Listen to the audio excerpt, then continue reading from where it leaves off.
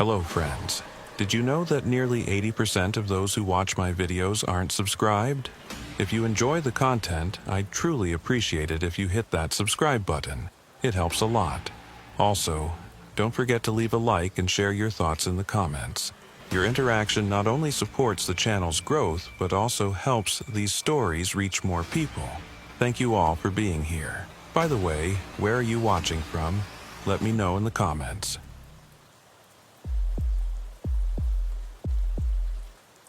That Monday morning, when I arrived at my Quantico office, the manila folder was waiting for me on my desk. On the front, written in faded burgundy ink, were 3 words: Red Room, 1998, reopened. I am Special Agent Marcus Vale. I have been with the FBI for 12 years. I've closed most cases, some remain unsolved, but none made me feel sick to my stomach just looking at the file cover. The Red Room case was the kind you hear about in bits and pieces during those hours when agents whisper in the hallways, the coffee tastes bitter on the night shift, and the fluorescent lights hum excessively. I'd asked Deputy Director Hayes why they were pulling it from the archives after 27 years. He'd looked at me with those tired eyes of his, the ones that had seen too many crime scenes, and said, "Because someone wants us to remember." Then he'd walked away before I could ask what the hell that meant. That should have been my first warning. Hayes never walked away from questions. He was a lifer, a man who'd built his career on answers. The file was heavier than it should have been. Not physically, though it was thick, easily 300 pages, but in the way it seemed to pull at my hands as I carried it to my desk. I remember thinking that was a stupid observation, the kind of melodramatic bullshit you tell yourself when you're already spooked. But I was spooked. The Red Room case had a reputation. I sat down, opened the cover, and started reading. The first victim was found on March 14, 1998, in a farmhouse outside Ashland, Virginia. Melissa Grant, 23, graduate student at UVA. She'd been reported missing by her roommate after failing to show up for 3 days.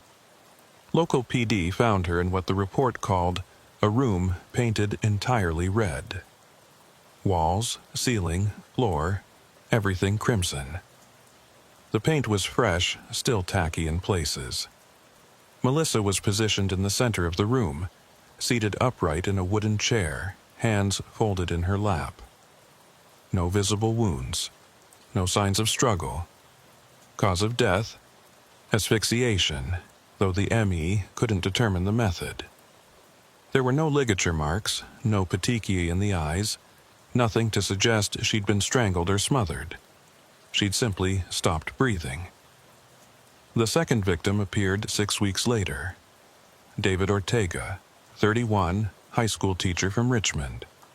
Same circumstances. Another red room, this one in an abandoned warehouse near the James River. Same position, same cause of death, same absence of evidence. The only difference was the paint. Lab analysis showed it was a different brand, different batch, but the exact same shade of red.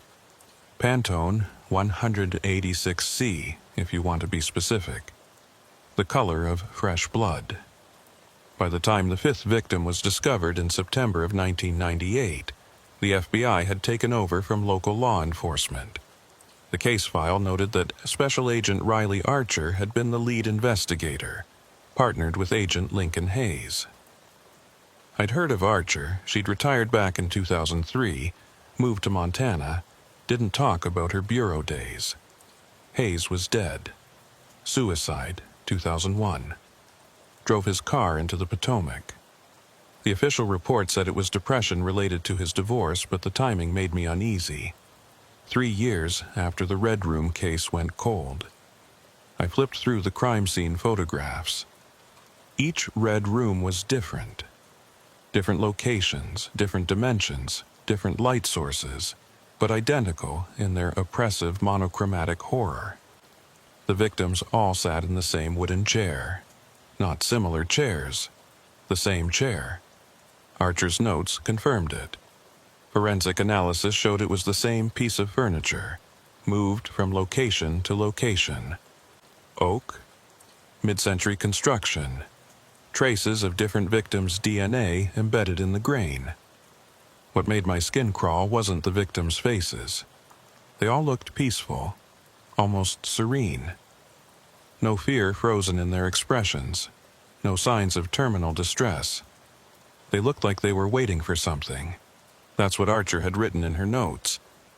Subject appears to be in a state of expectant repose. Professional language for something deeply wrong. The investigation had consumed 2 years and found nothing. No fingerprints, no DNA from the perpetrator, no witnesses, no motive. The victims had nothing in common: different ages, different backgrounds, different cities. The only connection was the Red Room. And then, in December of 1999, the murders stopped.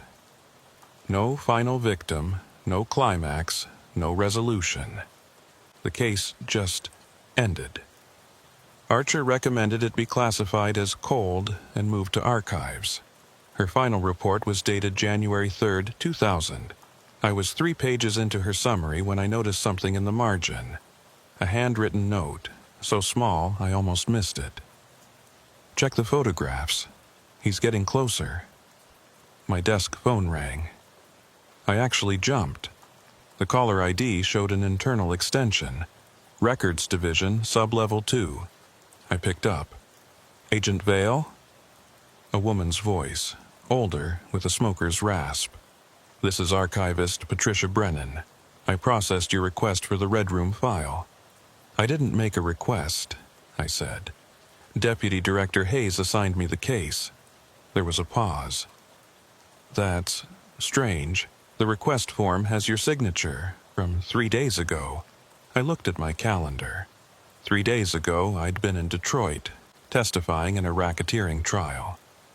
There must be some mistake. Perhaps. She didn't sound convinced.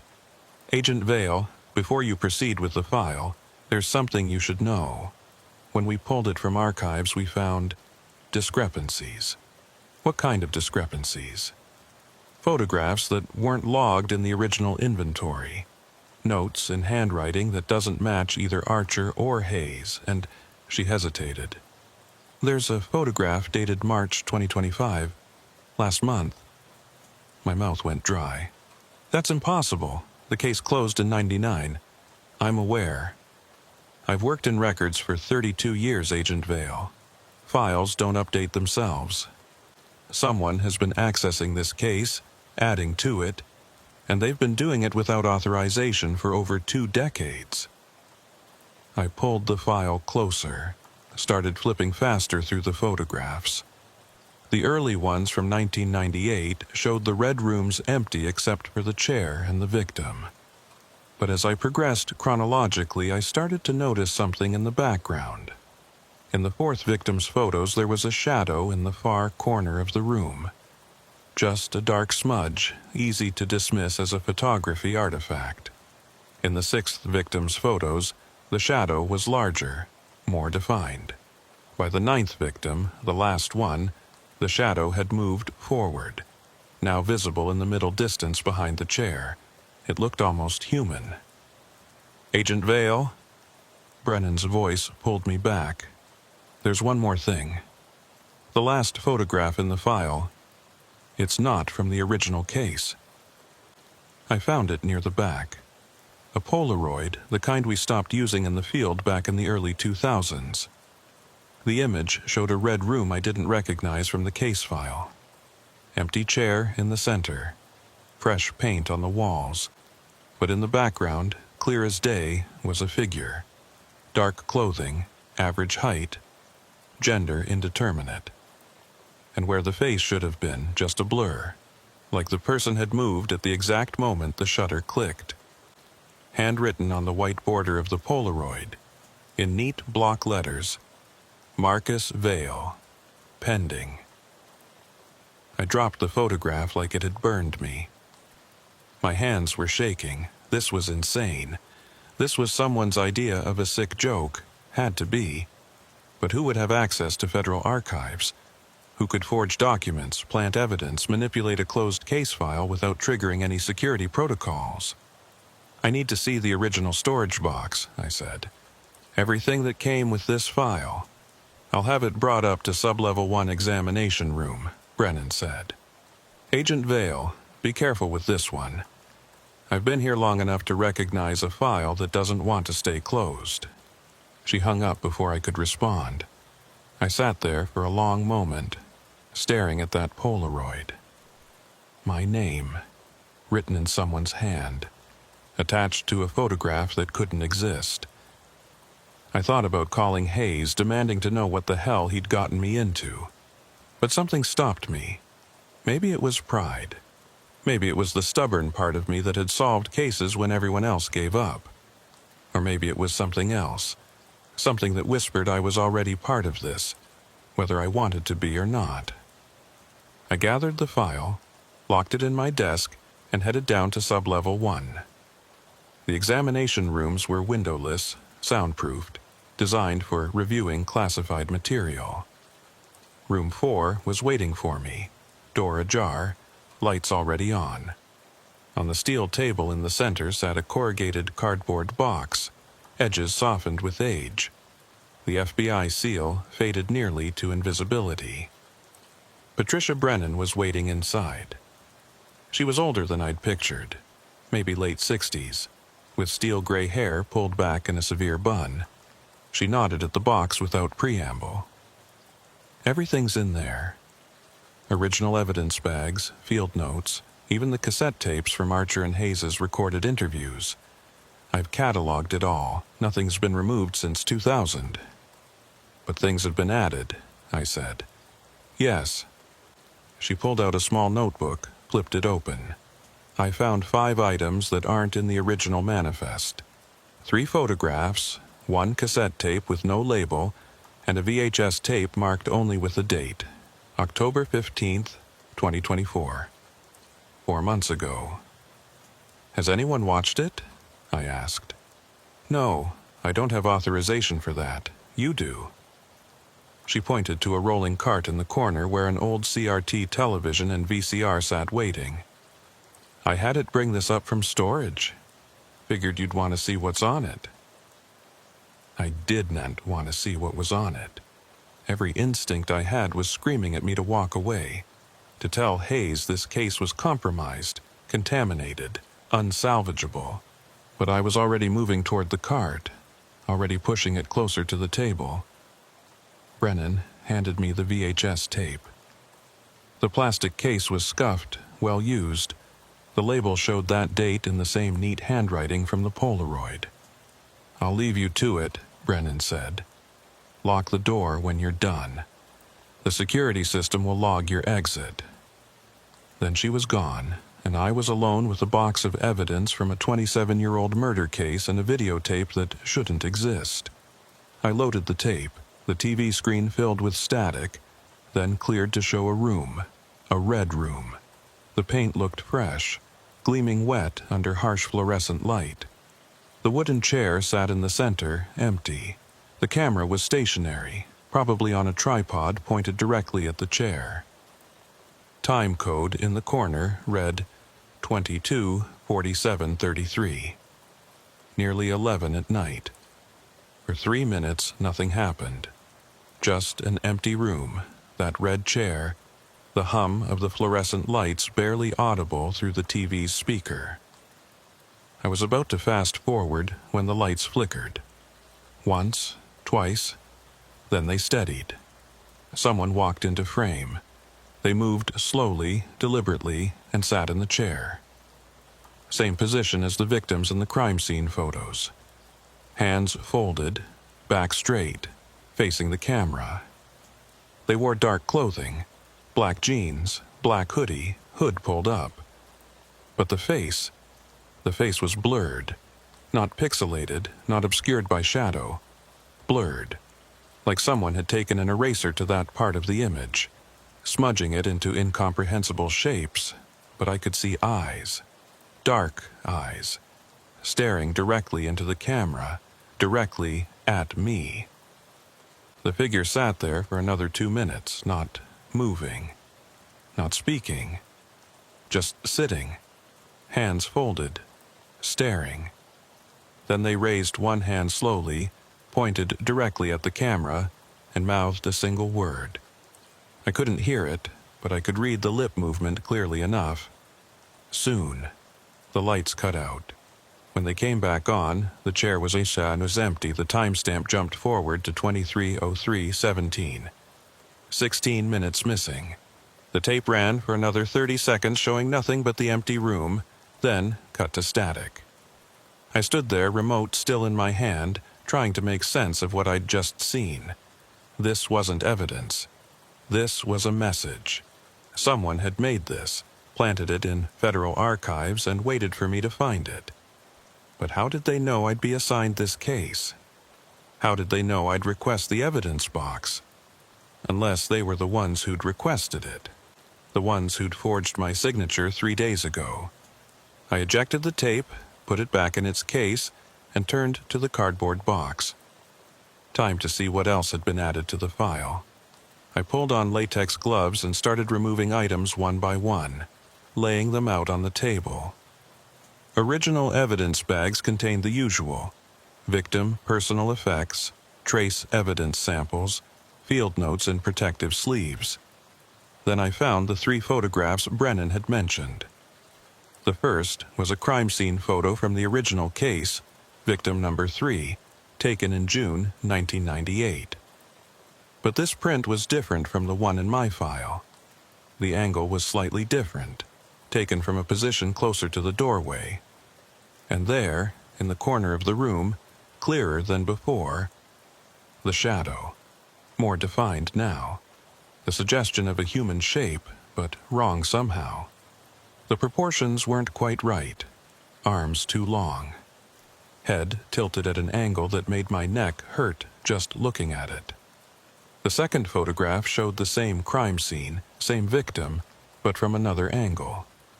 The shadow was closer now, near the chair. I could almost make out details. What might have been a hand, the impression of clothing. The third photograph was newer, printed on modern photo paper. Same crime scene, same room. But this time the photographer had stood exactly where the shadow had been in the previous images. The perspective showed the room from that corner, looking toward the chair where the victim sat. And in the bottom edge of the frame, just visible, was the photographer's shadow on the red floor. It was the same wrong shape. Arms too long.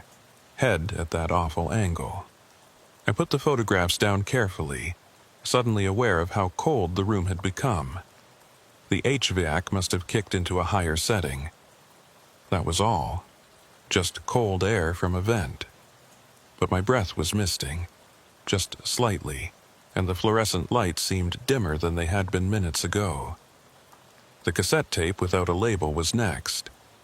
I found an old tape player in the evidence cart. Brennan had thought of everything, and loaded it. After a few seconds of leader tape, a voice came through. Female, middle-aged, speaking slowly and carefully. Field recording, red room case, supplementary interview. Subject wishes to remain anonymous. Recording date, December 17th, 1998. That was Archer's voice. I recognized it from the original case interviews in the file. "Can you describe what you saw?" Archer asked. A different voice responded, younger, nervous. "I was driving past the warehouse about 2 in the morning. I saw lights on inside, which was weird because that place had been empty for months. So I stopped, looked through the fence. There was a window on the second floor, and I could see red, just red everywhere, and someone was in there. Can you describe them?" Not really. They were just standing there in the middle of all that red. Not moving, but I got this feeling, like they knew I was watching, like they wanted me to see. What happened next? The lights went out, and when they came back on, maybe 5 seconds later, the person was gone. But the chair was still there, that wooden chair, right in the middle of the room. "Did you report this to the police?" "No, I drove away fast as I could, and I didn't come back to that area for months, but I keep thinking about it, about how they just vanished like that, and about how, before the lights went out, I think they waved at me. The tape ended. Archer's voice never came back to ask follow-up questions. Either this was the end of the interview, or the rest hadn't been recorded. I checked the cassette player counter. The tape had run for exactly 4 minutes. There were 26 minutes left on the tape. I fast-forwarded, listening to silence and the occasional pop of magnetic noise. Then, at the 18-minute mark, something else. Not voices. A sound. Low. Rhythmic. Like breathing. In and out, slow and steady. I turned up the volume. The breathing continued, unchanging, for 3 more minutes. Then it stopped, and a voice whispered, "Marcus," my name, in a voice I didn't recognize.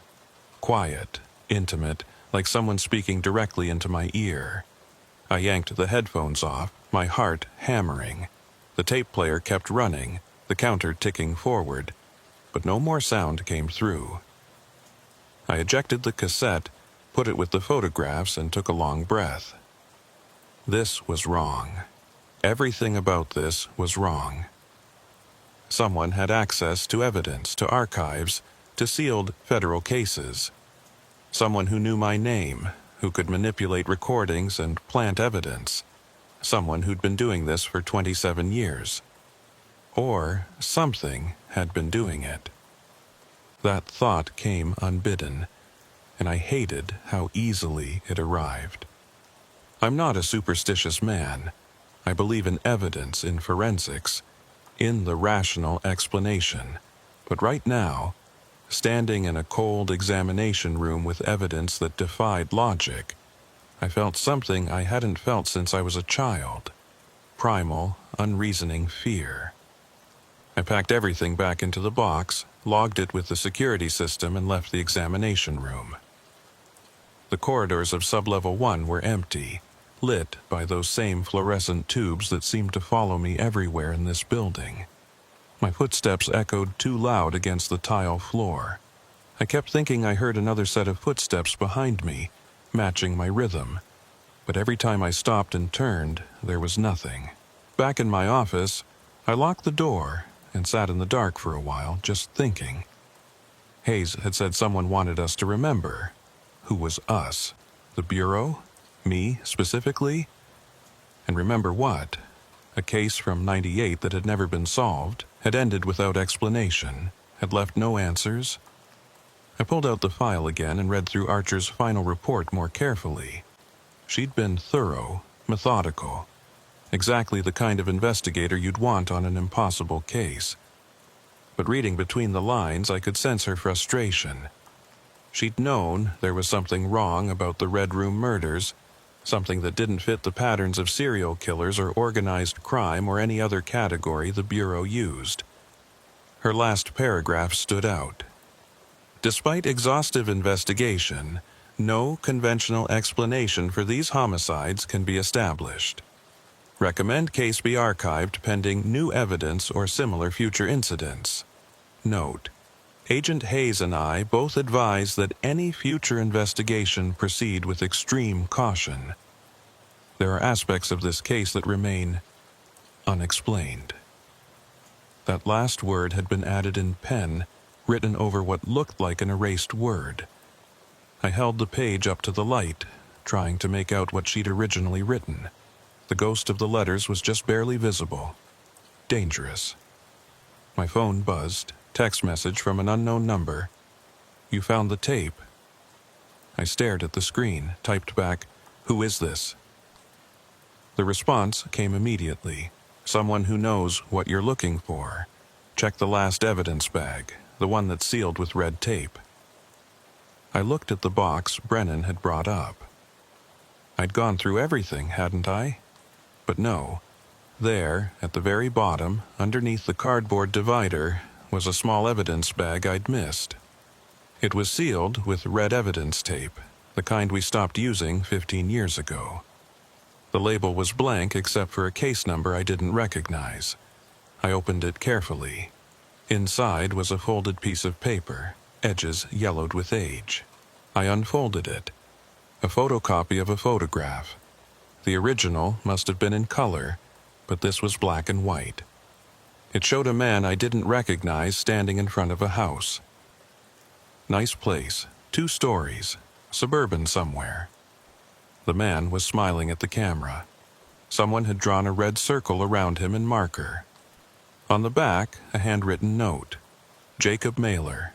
Built all 9 red rooms. Died November 4th, 97. 4 months before the first murder. I read it again, trying to process the implication. The man who'd allegedly built the crime scenes had died before the crimes were committed? That made no sense, unless someone else had used his work, had continued whatever he'd started. But who and why? My phone buzzed again. The house in the photo still exists. 4425 Fairview Road, Ashland, Virginia. Maybe you should pay it a visit. Why are you helping me? I typed. The response took longer this time. When it came, it was just 2 words. I'm not. Then the number disconnected. When I tried to call it back, I got a recorded message saying it was out of service. I contacted our tech division, asked them to trace it. They called me back 20 minutes later. The text had originated from inside FBI headquarters. Sublevel 2, the Records Division. From Patricia Brennan's desk phone. I called Brennan. She picked up on the first ring, sounded confused when I asked if she'd texted me. Agent Vale, I don't even know your cell number. And I'm 71 years old. I don't text. Someone used your phone to send me a message. That's impossible. I'm sitting at my desk. No one's been down here in hours. We keep strict access logs. Check them, I said, please. She put me on hold. I waited, listening to my own pulse in my ears. When she came back, her voice had changed. Quieter now, uncertain. Agent Vale, according to the system, only one person accessed Sublevel 2 today besides me. You, at 11:47 a.m. I was never on Sublevel 2. I was in the examination room on Sublevel 1. I know, but the system shows your badge was scanned at my door. It shows you were here for 4 minutes. I looked at my badge, hanging on its lanyard around my neck. That's impossible. I'm going to review the security footage, Brennan said. I'll call you back. She didn't call back. Instead, 15 minutes later, she appeared at my office door. Her face was pale, and she was carrying a laptop. You need to see this. She set the laptop on my desk, turned it toward me. The screen showed security camera footage from the hallway outside the records division. Timestamp, 11:47 a.m., exactly when the system said my badge had been scanned. For a few seconds, the hallway was empty. Then a figure walked into frame. It was me, or someone wearing my face. Same height, same build, same suit I'd worn today. The figure stopped at Brennan's door, looked directly at the security camera, and smiled. Then it scanned a badge, my badge, and the door unlocked. The figure went inside. The timestamp rolled forward. 4 minutes later, the figure exited, walked back down the hallway, and disappeared around the corner. That's not me, I said. I was never down there. I know, Brennan whispered, because I pulled the footage from Sublevel 1 at the same time. You were in Examination Room 4, watching the VHS tape. I can see you on that camera. You're in 2 places at once, Agent Vale, and that shouldn't be possible. We watched the footage from records again. This time, I noticed something I'd missed before. The figure's shadow. It was wrong. Too long, arms at that familiar distorted angle. The same shadow from the crime scene photographs. "Turn it off," I said. Brennan closed the laptop. We sat in silence for a long moment. Finally, she said, "In my 32 years here, I've seen a lot of strange things. Evidence that goes missing. Files that reappear in the wrong places. Agents who work cases so long they start seeing patterns that aren't there. But I've never seen anything like this. Whatever you're dealing with, Agent Vale, it's not bound by the rules we understand." "Archer and Hayes dealt with it," I said. "They investigated this case and closed it. They survived. Hayes drove his car into the Potomac 3 years later," Brennan said quietly. "And Archer refuses to talk about it. That doesn't sound like surviving to me." She had a point, but I was already in this. The file had my name on it. Someone, or something, had pulled me into the Red Room case, and I needed to understand why. "The address," I said. 4425 Fairview Road. I'm going there tomorrow." "Alone?" Brennan asked. "Do you want to come?" She smiled, but there was no humor in it. "I'm too old to chase ghosts, Agent Vale, but I'll do what I can from here. If you need access to any more archived files, any research support, you call me directly, and Agent Vale—" She stood to leave, paused at the door. "Don't trust what you see. In these kinds of cases, the evidence lies. It shows you what it wants you to see, not what's actually there." After she left, I sat at my desk until midnight, reading through every page of the Red Room file again, looking for connections, patterns, anything that would explain how a dead man could build crime scenes, how evidence could appear in a sealed archive, how someone could be in 2 places at once.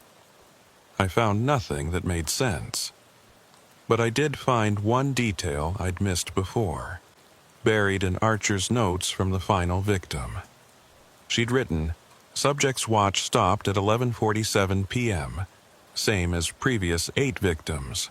Time of death estimated several hours earlier, but all watches stopped at identical time. Significance unknown. 11:47, the same time my badge had been scanned on Sublevel 2 today. The same time, someone wearing my face had walked into records and used Brennan's phone to send me a message." I checked my own watch. It was still running, ticking normally toward 12:15 a.m. But I couldn't shake the feeling that I was running out of time. That somewhere, in a red room I hadn't found yet, a clock was counting down to 11:47. And when it reached that time, I would understand everything, whether I wanted to or not. I didn't sleep that night. Instead, I compiled everything I had on Jacob Mailer, the man who'd allegedly built the Red Rooms before dying 4 months before the first murder. Bureau databases showed he'd been a contractor in the Richmond area, specialized in residential renovation and custom interior work. No criminal record, no suspicious activity, no obvious connection to any of the 9 victims. He'd died of a heart attack in his workshop, found by his wife when she came home from grocery shopping. The medical examiner's report was clean. Acute myocardial infarction, natural causes, case closed. But someone had drawn a red circle around his photograph. Someone had left his name in that evidence bag for me to find. And someone had sent me to his house. I left Quantico at sunrise, driving through morning fog that clung to the highway like something living. Fairview Road was exactly the kind of street you'd expect in suburban Virginia. Older homes set back from the road, trees that had been there 50 years, mailboxes with family names painted in cheerful colors. Number 4425 sat at the end of a cul-de-sac, a 2-story colonial with faded blue siding and a for sale sign planted in the overgrown lawn. The sign looked old, sun-bleached, like it had been there for years. I parked across the street and sat for a moment, studying the house. Nothing obviously wrong about it. But then, nothing had been obviously wrong about any of this until it was too late. I called the number on the real estate sign. A woman answered on the third ring, her voice professionally cheerful. "Hartley Realty, this is Diane. I'm calling about the property at 4425 Fairview Road," I said. "How long has it been on the market?" "Oh, the Mailer house." Her tone shifted, became carefully neutral. "That one's been listed for... let me check. Coming up on 14 years now." 14 years? "Yes, sir. The estate has been trying to sell it since 2011. There have been a few interested parties over the years, but nothing's ever gone through. Inspections keep finding issues." "What kind of issues?"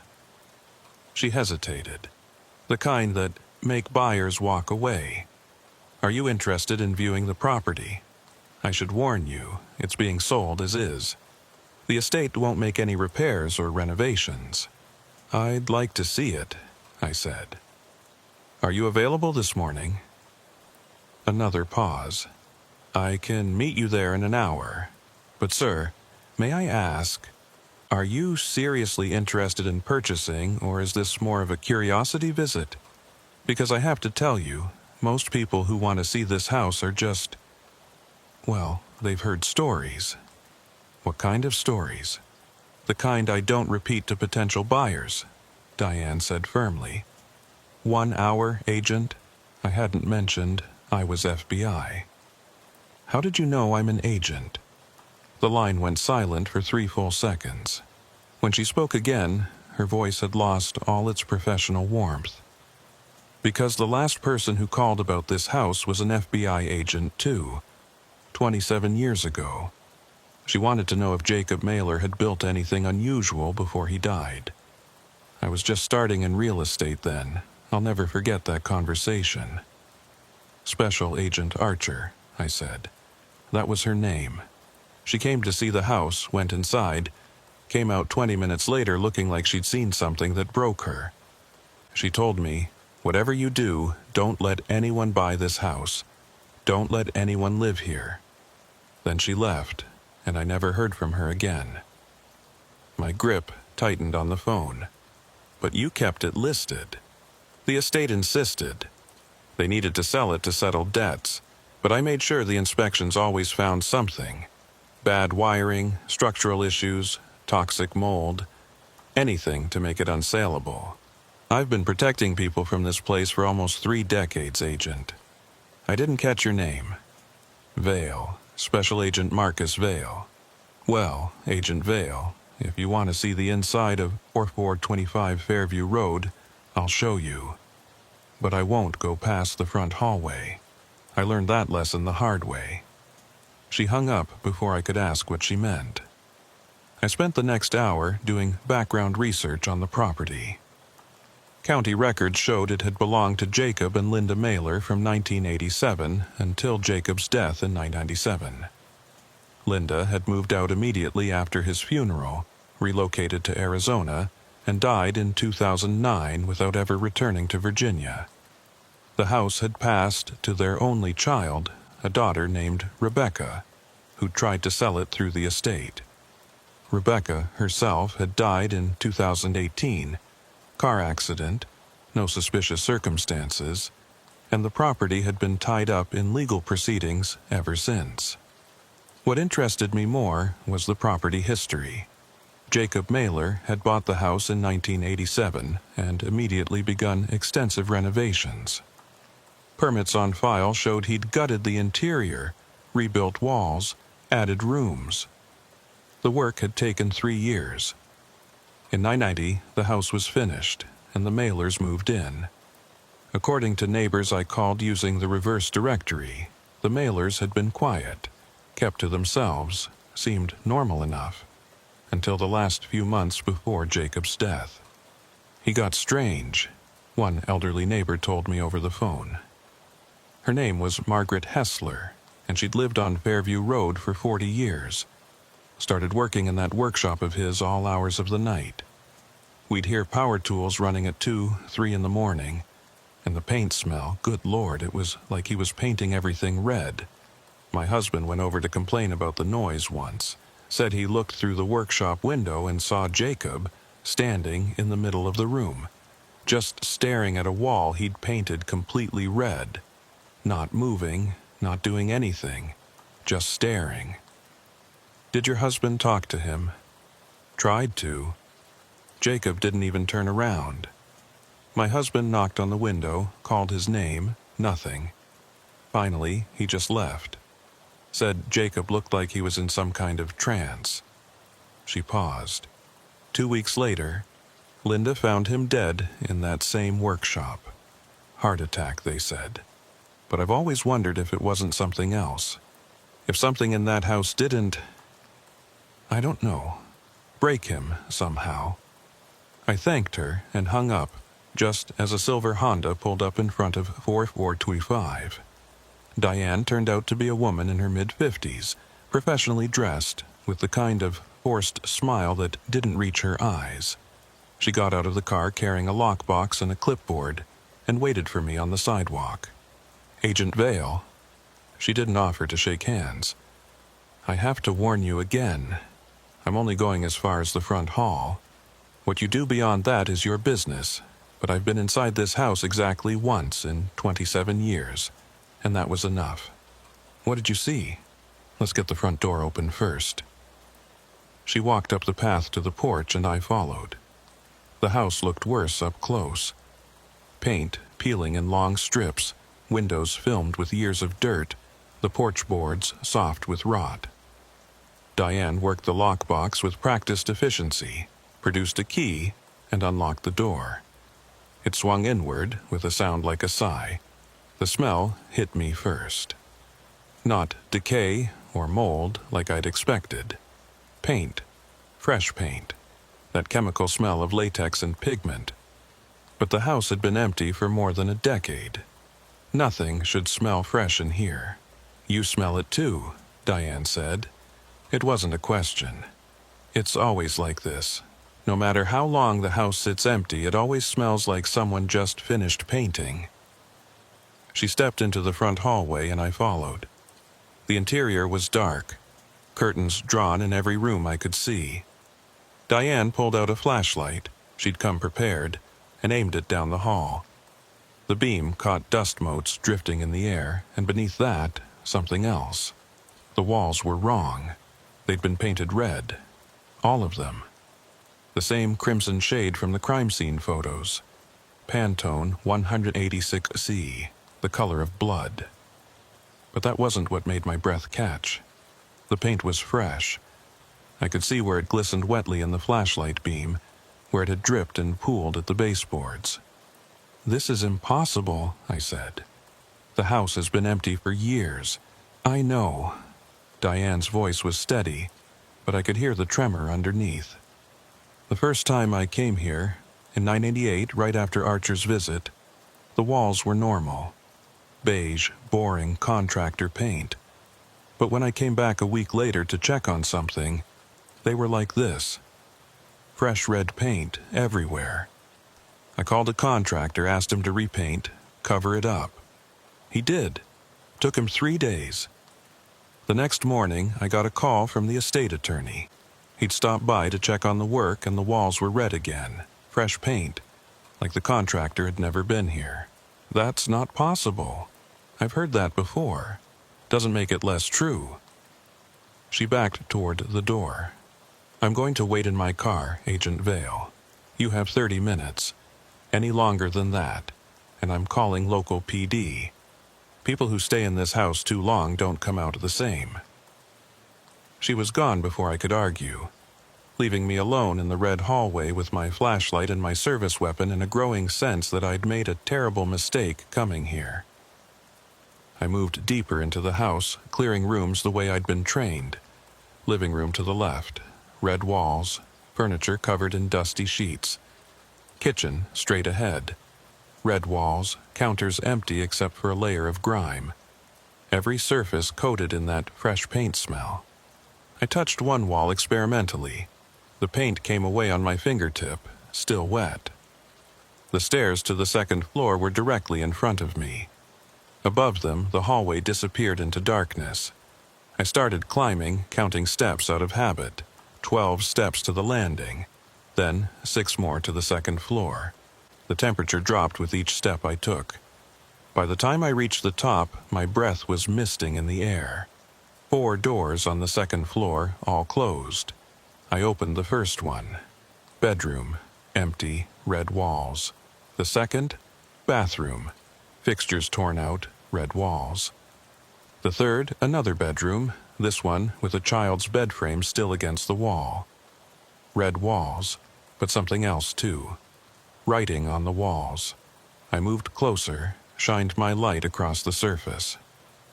Names. Hundreds of names written in what looked like black marker directly onto the red paint. Melissa Grant, David Ortega, Karen Hayes, Thomas Lynn, Rebecca Foster, James Monroe, Lisa Gardner, William Drake, Emma Sullivan, the 9 Red Room victims. And below them, in larger letters, Marcus Vale, my name, my full name, written on this wall in a house that had been empty for more than a decade. I reached out to touch it, needed to confirm it was real, and the moment my fingers made contact, the lights came on. Not gradually. All at once, every light in the house blazing to life with a sound like a transformer blowing. I spun, weapon drawn, searching for a threat. But there was nothing. Just the sudden, harsh, fluorescent light, turning the red walls into something that hurt to look at. And I heard footsteps, below me, on the first floor. Slow, deliberate steps moving through the house, coming toward the stairs. I moved to the bedroom door, positioning myself to see the stairwell. The footsteps continued their measured pace. 1 step, pause, another step, pause, like whoever was down there was in no hurry, like they knew I wasn't going anywhere. FBI, I called out. My voice sounded thin in the too bright air. Identify yourself. The footsteps stopped. Silence for 5 seconds. 10. Then they started again, faster now. Coming up the stairs, I could see a shadow cast against the wall of the stairwell, elongated and wrong, arms too long. Head at that impossible angle. I aimed my weapon at the top of the stairs, finger on the trigger waiting for whatever was coming to show itself. The shadow grew longer, darker. The footsteps reached the landing, about to turn the corner. I steadied my breathing, sighted down the barrel, and the lights went out. All of them simultaneously, plunging the house back into darkness. I still had my flashlight, grabbed it from my pocket, thumbed it on, aimed it at the stairs. Nothing, no one there, the shadow gone. But I could smell something new now, underneath the paint smell. Copper, like blood. My phone rang, the sound so sudden and loud in the silence that I nearly dropped the flashlight. I kept my weapon trained on the stairs, answered with my other hand. Vale. Agent Vale, this is Patricia Brennan. You need to get out of that house right now. What's wrong? I pulled Jacob Mailer's complete work history, every job he took, every client he worked for. Agent Vale, all 9 Red Room crime scenes. He renovated those buildings. Between 90 and 97, Jacob Mailer personally painted the rooms where the victims were found. He created the Red Rooms 7 years before the murders happened. I processed that, trying to make it fit. That's impossible. How could he know where? He didn't know. He couldn't have. But that's not the worst part. Her voice was shaking now. I found his workshop records. The last project he was working on before he died. He was building a new room.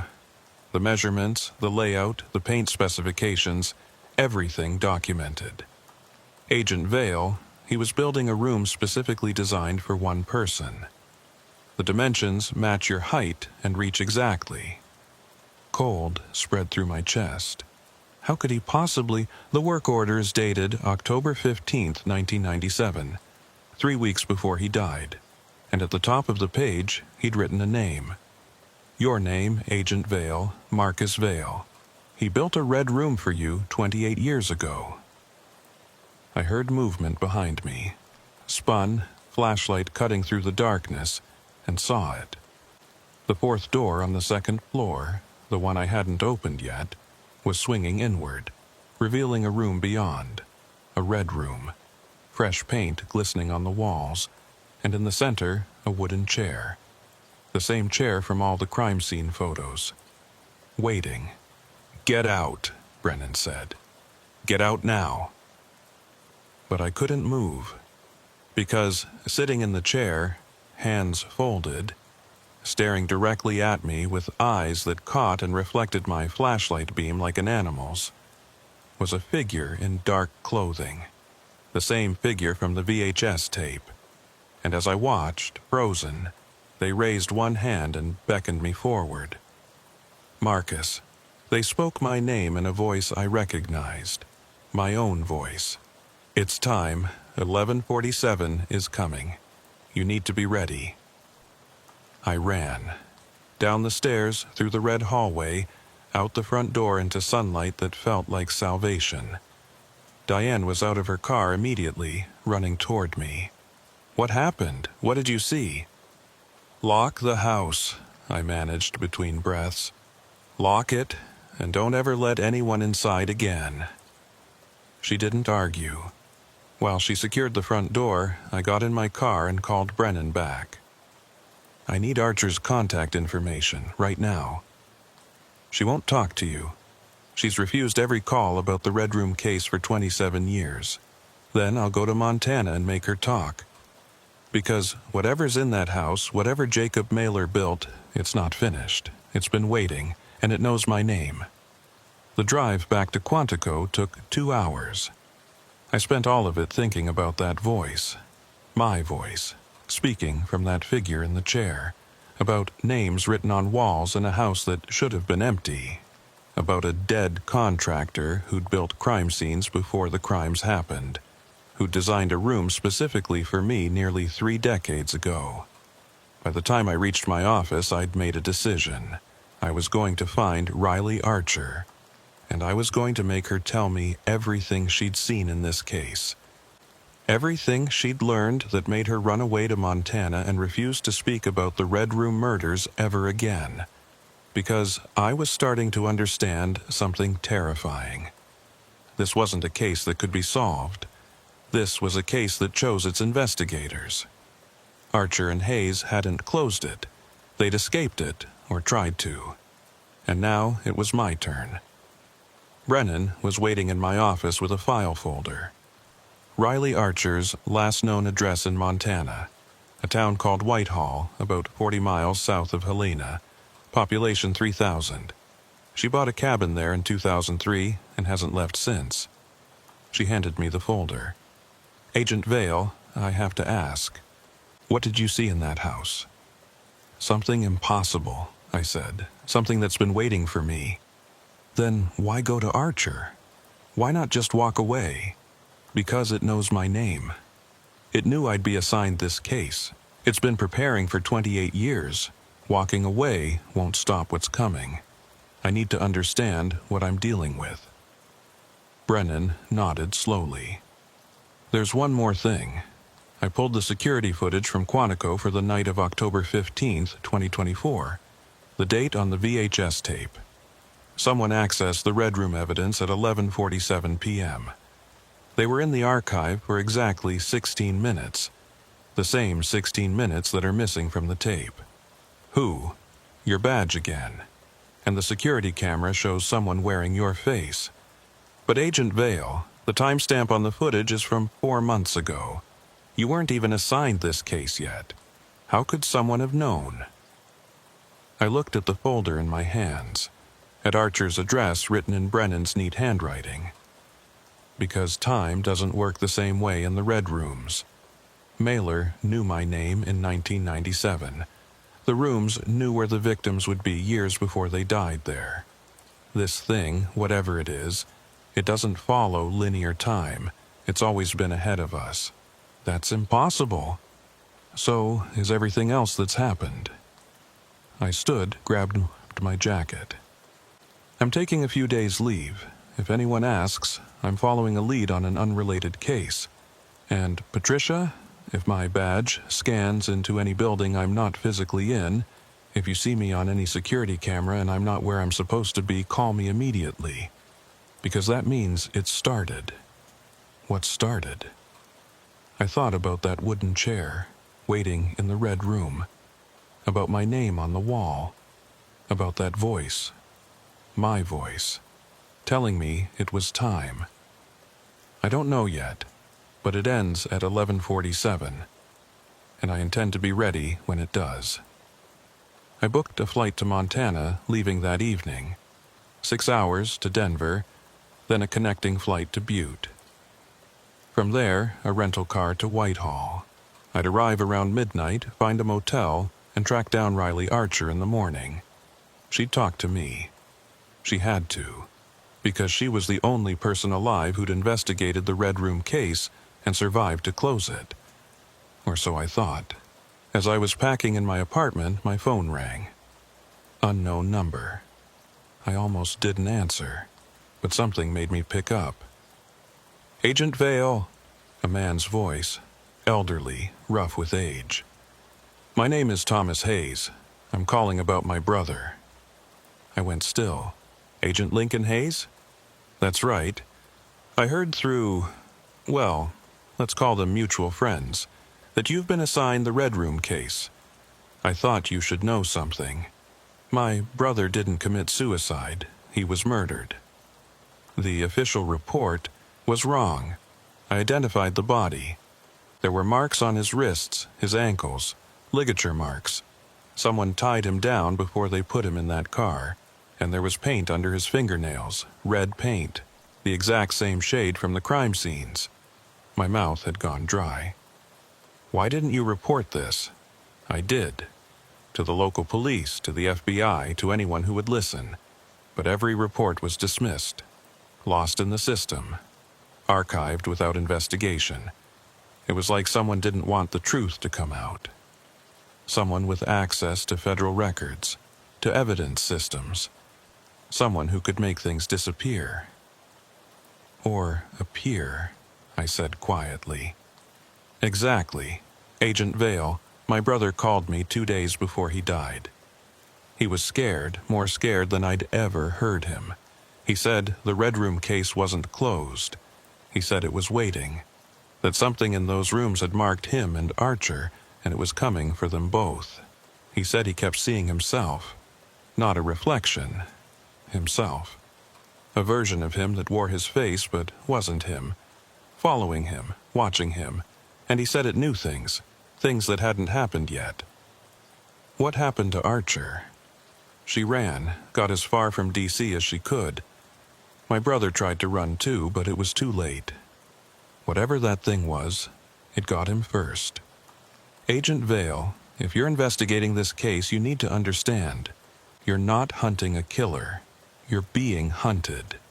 And it's patient. It's been patient for 27 years, waiting for the right investigator. Waiting for you. The line went dead. I called back. Out of service.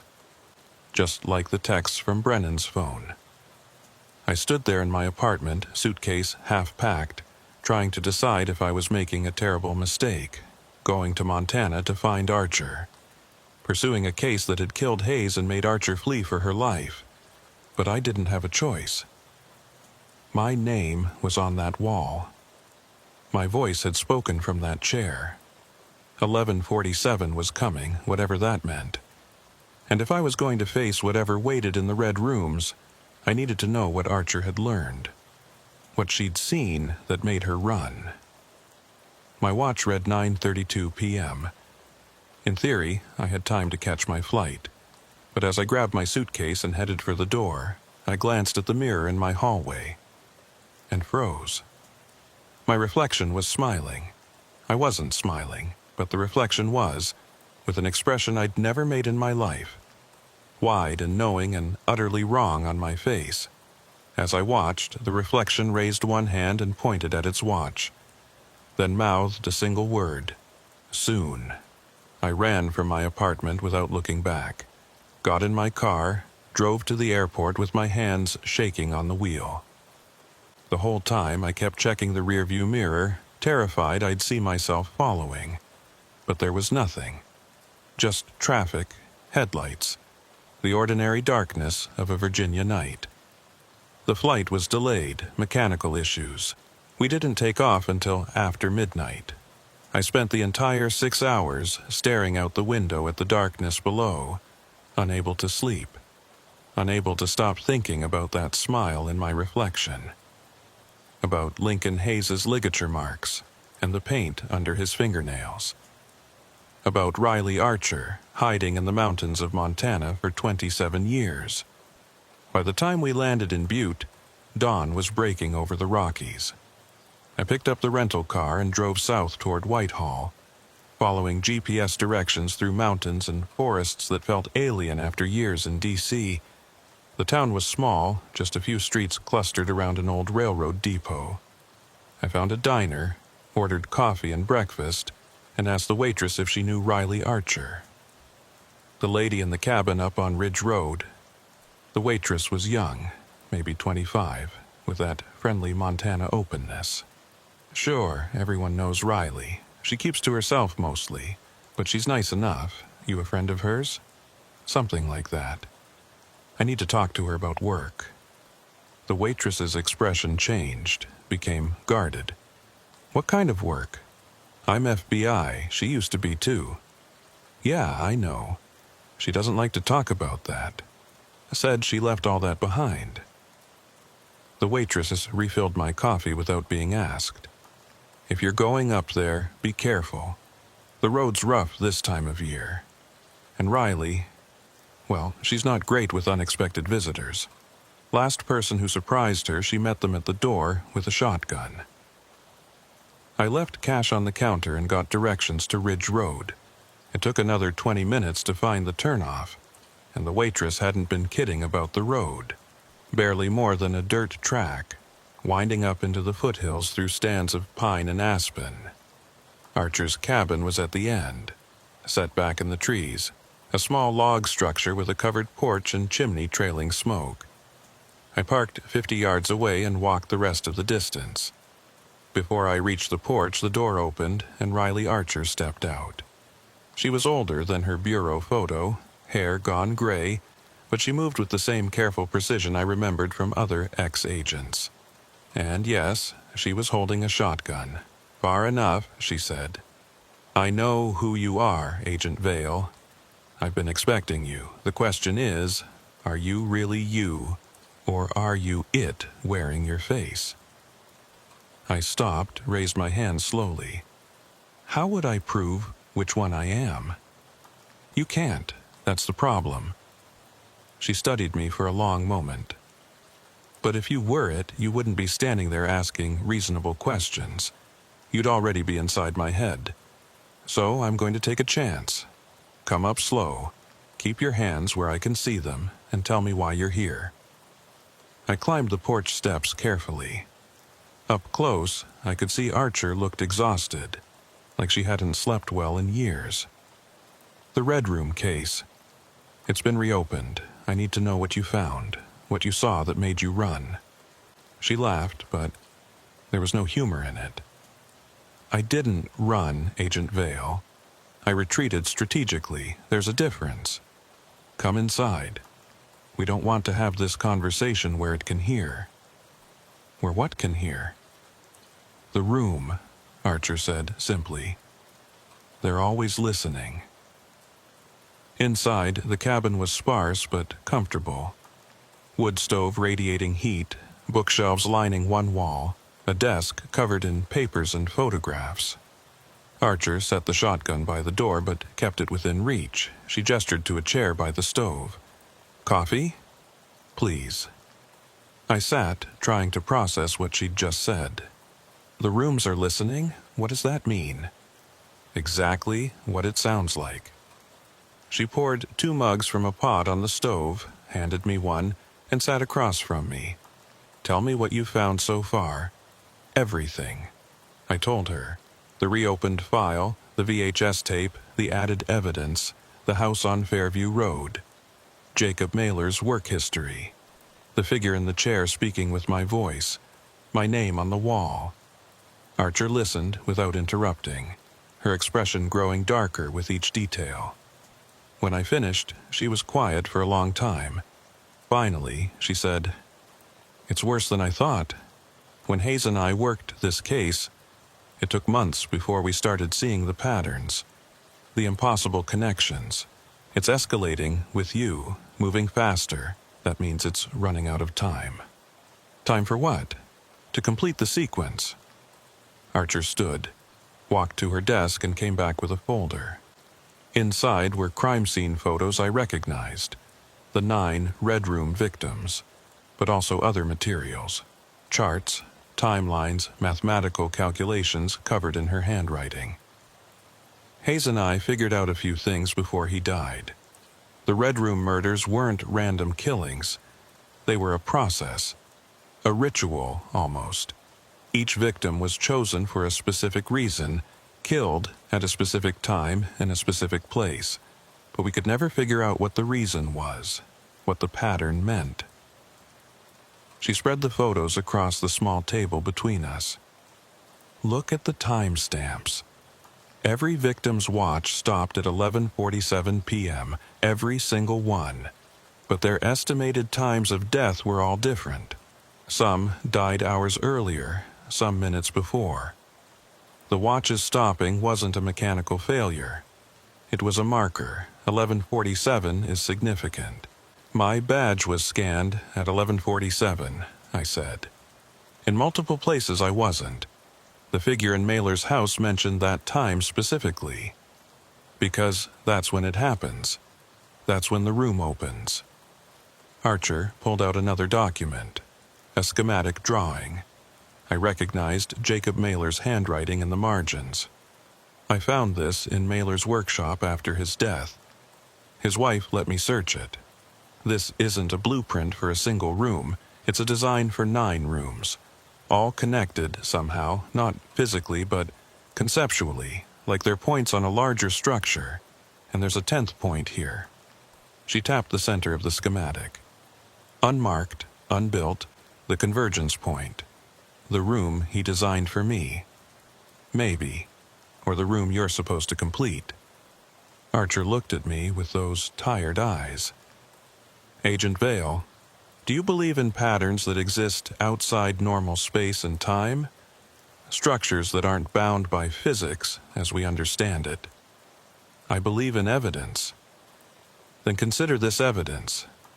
I've been tracking the Red Room case for 27 years from this cabin. Every murder that matches the pattern, isolated victim, Red Room, death at an unknown hour, but watch stopped at 11:47. The official count is 9 victims in 1998 and 99, but I've found 7 more. 1 in 2003, 2 in 2008, 3 in 2015, and 1 in 2023. All of them suppressed, files buried, investigations that went nowhere. Someone's been continuing the work, building towards something. And every one of those victims had a connection to the FBI. My blood went cold. What kind of connection? Family members of agents, former informants, witnesses in old cases, people whose deaths would draw FBI attention but wouldn't trigger a major investigation, and every single time an agent was assigned to look into it. Every single time that agent saw something they shouldn't have, experienced something impossible, and every single time that agent either died or disappeared within 3 years. Like Hayes, like 6 others whose names are in this file, all dead or missing. The only reason I'm still alive is because I stopped investigating. I closed the case, walked away, and stayed walked away. I broke the pattern. She leaned forward. But you can't break it, Agent Vale. You're too important. Your name was on Mailer's schematic in 97. You were always meant to be part of this. The question is, why you specifically? I didn't have an answer.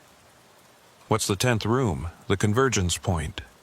I don't know, but I think it's not a physical space. I think it's a person, someone who exists at the intersection of all 9 rooms, someone who can perceive what's happening across all the death sites simultaneously, someone who can... She stopped, stared at me. You've been having dreams, haven't you? Red rooms. Different rooms, but all red. You're not just watching, you're there. You can feel the paint under your hands. I hadn't told her about the dreams. But yes, I'd been having them. Every night since I opened the file. Different rooms, different layouts, but always the same crimson walls, the same wooden chair, the same sense of waiting for something to arrive. How did you know? Because I had them too. So did Hayes. So did every agent who got too close to this case. The rooms aren't just physical locations, Agent Vale. They're nodes in something larger. And when you interact with them, when you read the files, watch the tapes, visit the sites, you create a connection. The rooms can reach you, influence you, show you things. The figure wearing my face, that's your echo. Every person has one in the rooms, a version of yourself that exists in that space. It knows what you know, but it's not constrained by linear time. It can see forward and backward along your timeline. And if the echo gets strong enough, if the connection gets deep enough, it can cross over.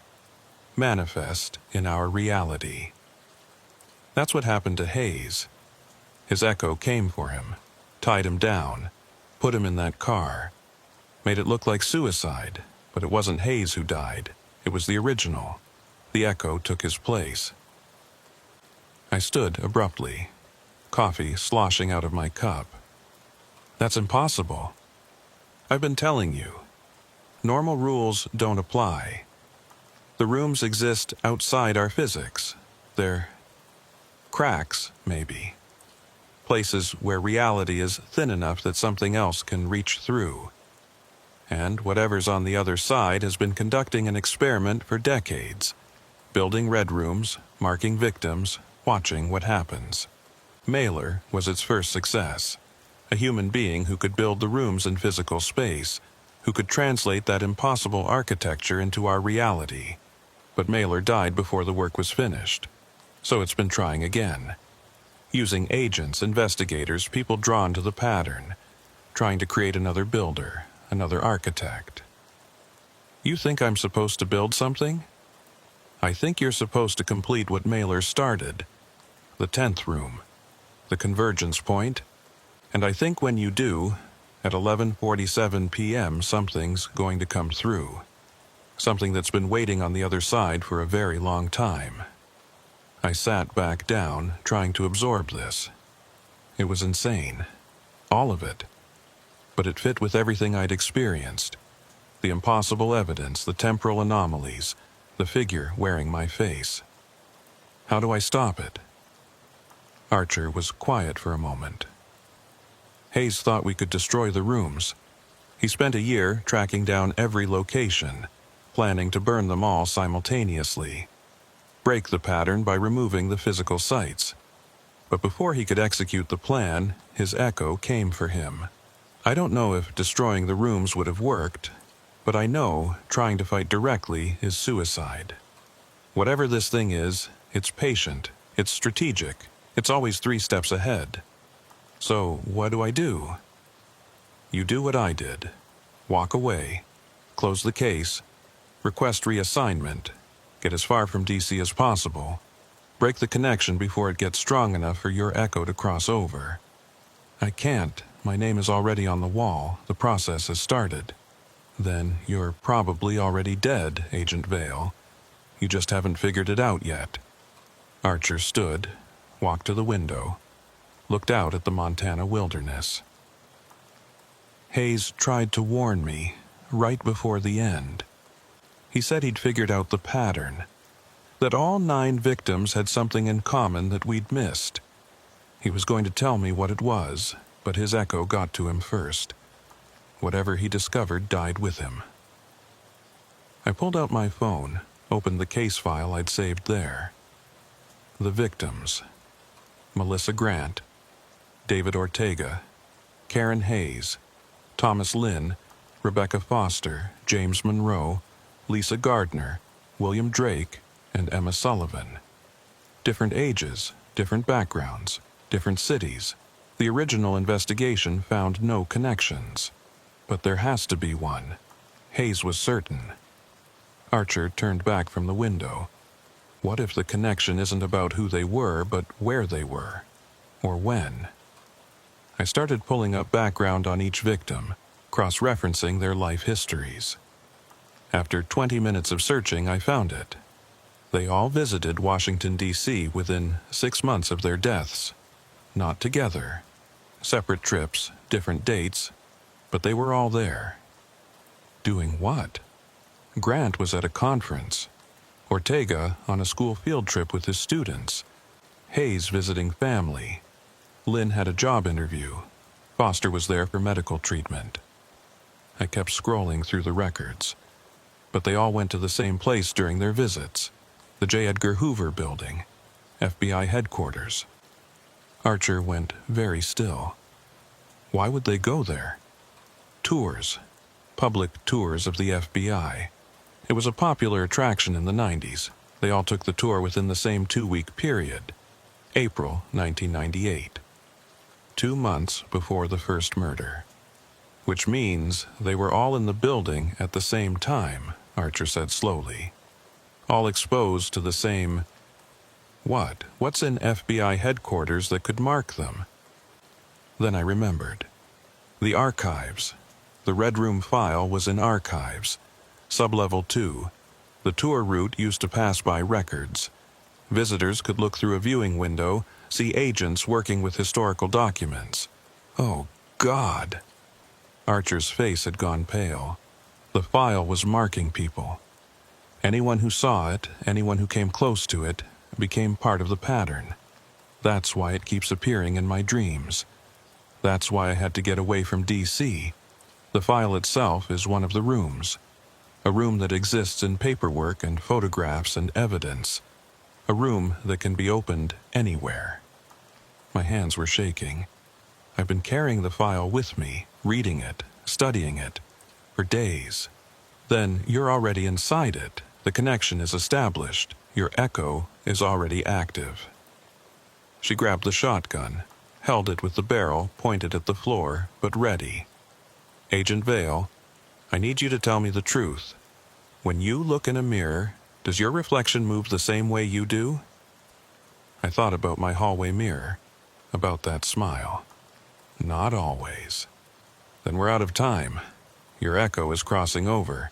When it completes the process, it'll take your place in the physical world, and you'll be trapped in the rooms. That's what happened to Hayes. His echo came through, and he, the real him, got pulled into that space between. He's still there, Agent Vale. They're all still there. Every agent who got too close, every victim, all of them trapped in the red rooms, existing at 11:47 p.m. forever. How do I stop my echo? You can't. Not once it's started. But you can maybe trap it. Force it to manifest somewhere you control, somewhere you can contain it. She pulled a map from her desk, spread it on the table. The original 9 crime scenes form a pattern. Look. She marked each location with a red X. When connected, they formed a shape. Not random at all. A geometric pattern. Precise and deliberate. And at the center, unmarked but obvious once you saw it, Quantico, FBI headquarters. The 10th room is there, Archer said. Where it's always been. The convergence point. That's where your echo will try to manifest completely. Where the boundary between the two realities is thinnest. If you're going to face this, that's where it'll happen. When?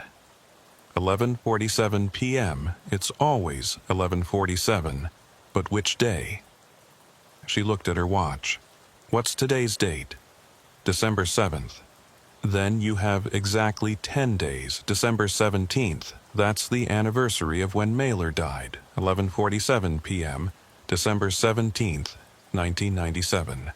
The moment the first room was truly completed. The moment the pattern began.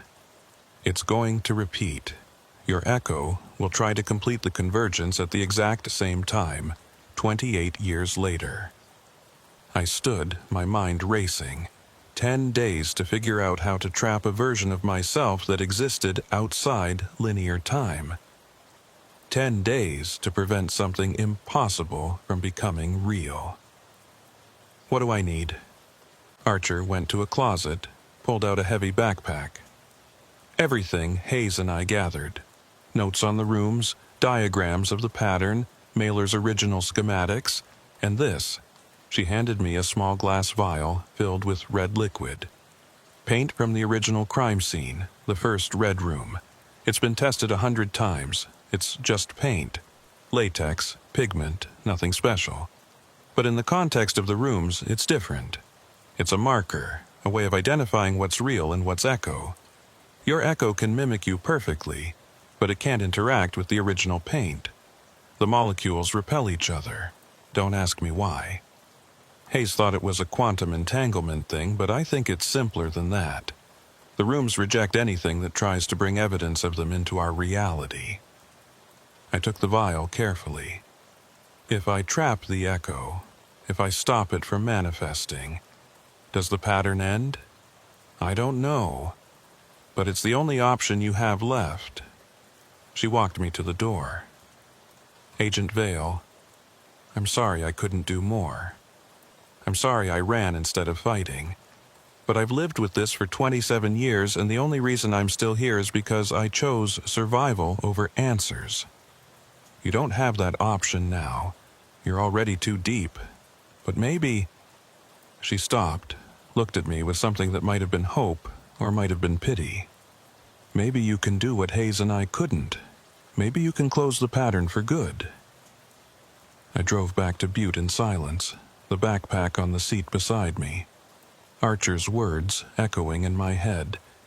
10 days, 11:47 p.m. on December 17th. The convergence at Quantico. My echo trying to cross over and trap me in that impossible space where all the victims waited. Frozen at 11:47 p.m. forever. The flight back to D.C. was uneventful, but I couldn't shake the feeling of being watched. Every passenger seemed suspicious. Every reflected surface might show me my echo instead of myself.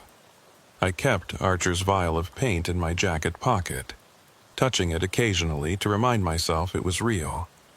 That some part of this nightmare could still be proven, measured, controlled. Brennan called as I was landing. Agent Vale, we have a problem. Your badge was scanned into Sublevel 2 3 hours ago, but you were on a plane. I checked the security footage. She paused. It looked exactly like you. Same walk, same mannerisms, but when I reviewed the tape at half speed, I noticed something. The shadow, it's wrong. I know, it's my echo. It's getting stronger. Your what? I explained, quickly. Everything Archer had told me. The rooms, the pattern, the convergence. When I finished, Brennan was silent for a long time. Agent Vale, in 32 years I've never believed in anything I couldn't touch. But I've seen the evidence. I've seen you in 2 places at once. So, I'm going to ask you a question, and I need you to be honest.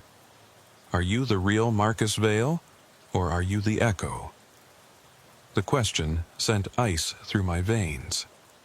How would I know? Exactly. That's the problem, isn't it? If the echo is perfect, if it has all your memories and behaves exactly like you, then there's no way to tell which one is the original.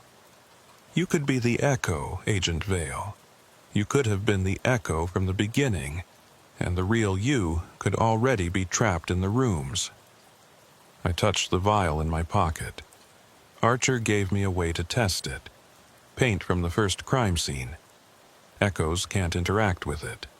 The molecules repel. Then test yourself. Now. before you come back to Quantico. I was in the airport bathroom, alone at a sink. I pulled out the vial, uncapped it carefully.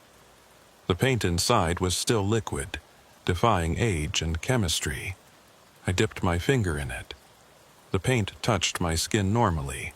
No repulsion, no impossible physics. It felt like paint, cold, slightly viscous, clinging to my fingertip. I brought it close to my reflection in the mirror, and the reflection recoiled, pulled back from the glass like the paint was acid. And for just a moment, I saw its true face, not my face. Something that wore my face like a mask, but underneath was wrong. Angles that didn't exist in three-dimensional space, features that hurt to perceive. Then it was gone, and my reflection was normal again. Smiling. That same wrong smile. "I'm real," I told Brennan. "The echo is separate. It's following me, but I'm still me. For now." But Archer said the echo gets stronger as the convergence approaches. "Agent Vale, if it takes your place before December 17th, we won't be able to stop it. You need to get to Quantico. You need to prepare. And you need to figure out how to trap it when it manifests." I wiped the paint from my finger, capped the vial. "I'm on my way. But Brennan, if at any point you think I'm not me anymore, if you think the echo has taken over, I need you to promise me something." "What?" "Don't let it reach the convergence point. Don't let it complete the pattern. Even if it means—" "I understand," she said quietly. "I'll do what's necessary."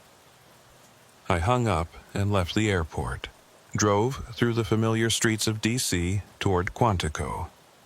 The city looked different now, like I was seeing it through a film of red paint. Every building a potential room, every shadow a possible echo. The world had become thin, and I could feel something pressing against it from the other side. 9 days until the convergence. 9 days to figure out how to trap myself. 9 days to prevent something that had been inevitable since Jacob Mailer wrote my name on a schematic 28 years ago. And somewhere in the red rooms, in that space between moments, my echo was waiting, getting stronger, learning how to be me so perfectly that no one would ever notice when it took my place. The only question was, would I recognize it when it came? Or was I already living in its world, trapped in the pattern, convinced I was real when I was just another echo waiting for 1147? The convergence point was in sublevel 3. Brennan had found it using Mailer's schematics, a storage room that hadn't been opened in decades, behind a door that wasn't on any official floor plan. According to the architectural records, the space shouldn't exist. The building's blueprints showed a solid wall, but Mailer's drawings showed a room. A 10th room. The final room. We had 6 days left. I spent them preparing. Archer's backpack contained everything Hayes had gathered. Mathematical analyses of the room configurations, psychological profiles of the victims, even attempts at predicting the echo's behavior based on quantum probability models. Most of it was incomprehensible, the work of a brilliant mind pushed to its breaking point. But some of it was useful. The echoes operated on a simple principle. They existed in all possible timelines simultaneously, collapsing into a single manifestation only when observed. That's why they could be in multiple places at once, why they knew things that hadn't happened yet. They weren't bound by causality, but that was also their weakness. If I could force my echo to manifest completely, to collapse into a single timeline, it would become as vulnerable as anything physical. The paint was the key. Archer's vial and 15 others I'd requisitioned from the evidence locker, each one from a different Red Room crime scene. Mixed together, they created something that shouldn't exist. A physical impossibility, a liquid that existed in 9 places at once. Painting the convergence room with it would create a trap. A space where the echo couldn't exist in multiple timelines, where it would have to manifest completely and physically. But I had to be inside the room when it happened. At 11:47 p.m. on December 17th, I had to be standing in that impossible space, face to face with my echo, as the convergence occurred. "This is insane," Brennan said. We were in my office at 2 a.m., 4 days before the convergence.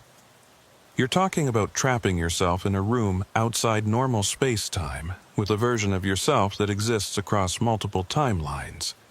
What happens when the convergence occurs? What happens to you? I don't know, I admitted. Archer's note suggests that either I absorb the echo, or it absorbs me, or we both collapse into a single entity. The pattern completes, the 10th room closes, and the red room case ends. Or you both die trapped in that moment forever, and the pattern continues with someone else. That's a possibility too. She slammed her hand on the desk. Then don't do it. Walk away like Archer did. Disappear. Break the connection. I can't. I'm already marked. My echo is already active. If I run, it'll just manifest somewhere else, complete the convergence without me. At least this way I have some control. I can choose the ground. I can fight back. You can't fight something that knows everything you're going to do before you do it. Maybe. Or maybe being inside the room changes the rules. Maybe in that space we're equal. Both trapped, both vulnerable. I looked at the calendar on my wall. December 14th, 3 days. I need to see the room, tonight, before I paint it. I need to know what I'm dealing with. Brennan didn't argue. She'd seen too much evidence to doubt me now. We went to Sublevel 3 together, past security checkpoints and through corridors that grew progressively older, the fluorescent lights giving way to bare bulbs, the tile floors becoming concrete. The Hoover building had been built in stages, each expansion layered on top of the last.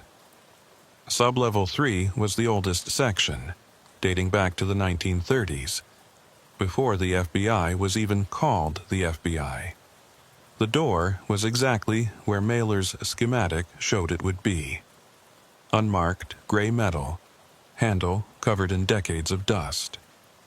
Brennan had brought bolt cutters. The lock was old, industrial, never meant to be opened again. It took 3 tries, but the lock finally gave way with a sound like breaking bones. The door swung open on hinges that screamed. Behind it, darkness and that smell.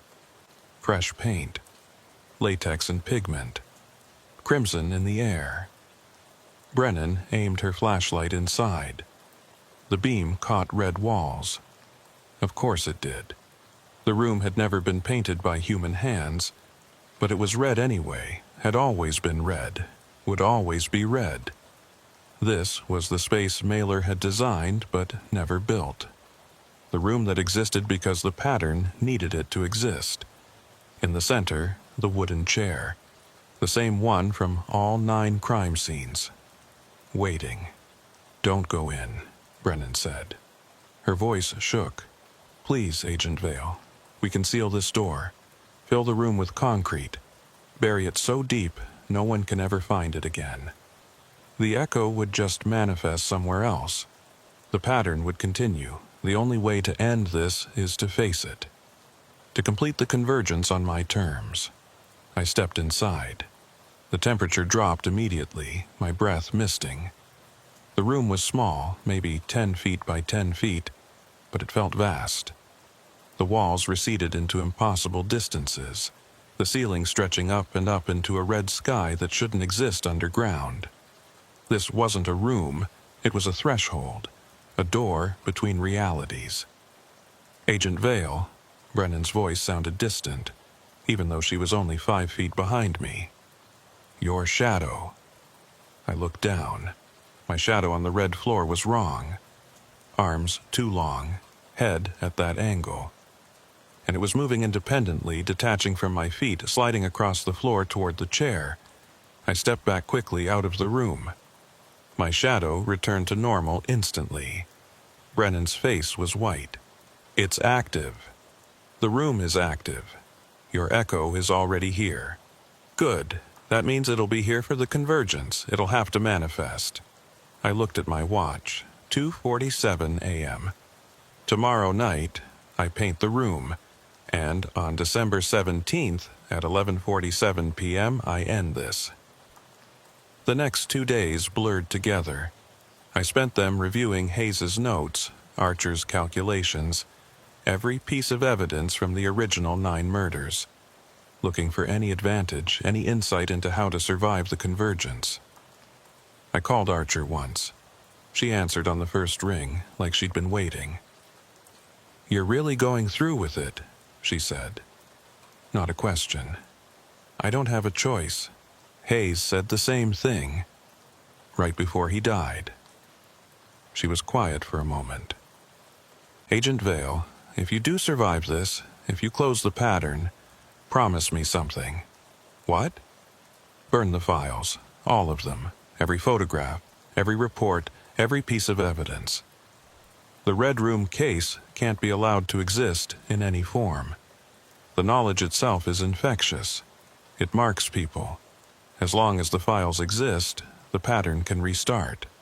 I promise. Good luck, Marcus. I hope you're stronger than Hayes was, stronger than I was." She hung up. I never spoke to her again. On December 16th, at midnight, Brennan and I returned to Sublevel 3.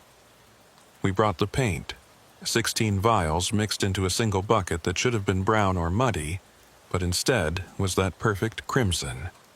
Pantone 186C, the color of blood, the color of the rooms.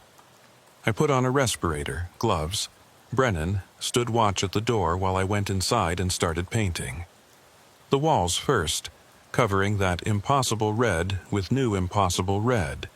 The paint went on smoothly, evenly, like it wanted to be there, like it was coming home. With each stroke, the room changed. The vast distances collapsed. The ceiling lowered.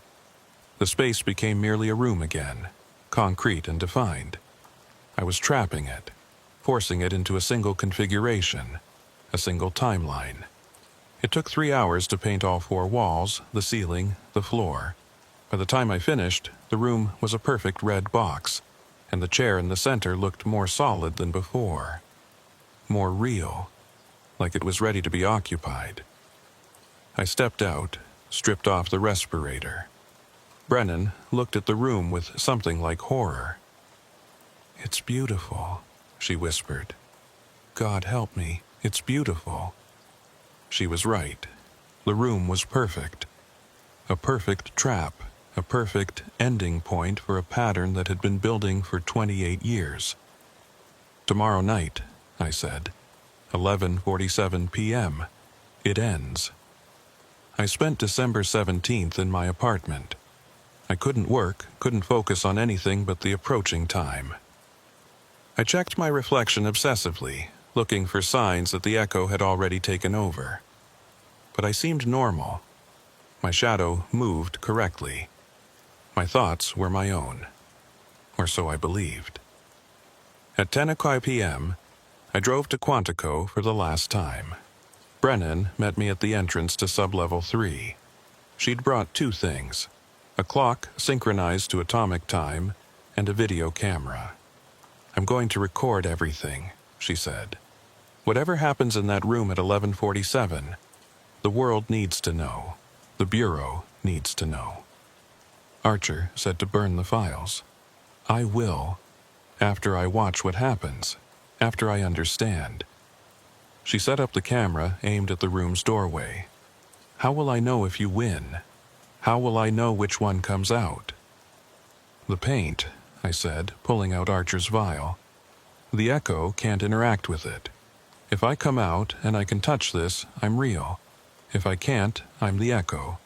And you seal the room with me inside. And if you don't come out at all, then the pattern failed, the convergence collapsed, and you burn everything anyway." It was 11:30 when I finally entered the room. The wooden chair was waiting, exactly where it had always been. I didn't sit in it. That felt like surrender. Instead, I stood in the center of the room and waited. At 11:42, my phone rang. Unknown number. I answered. "Hello, Marcus." My voice. My exact voice. "It's almost time."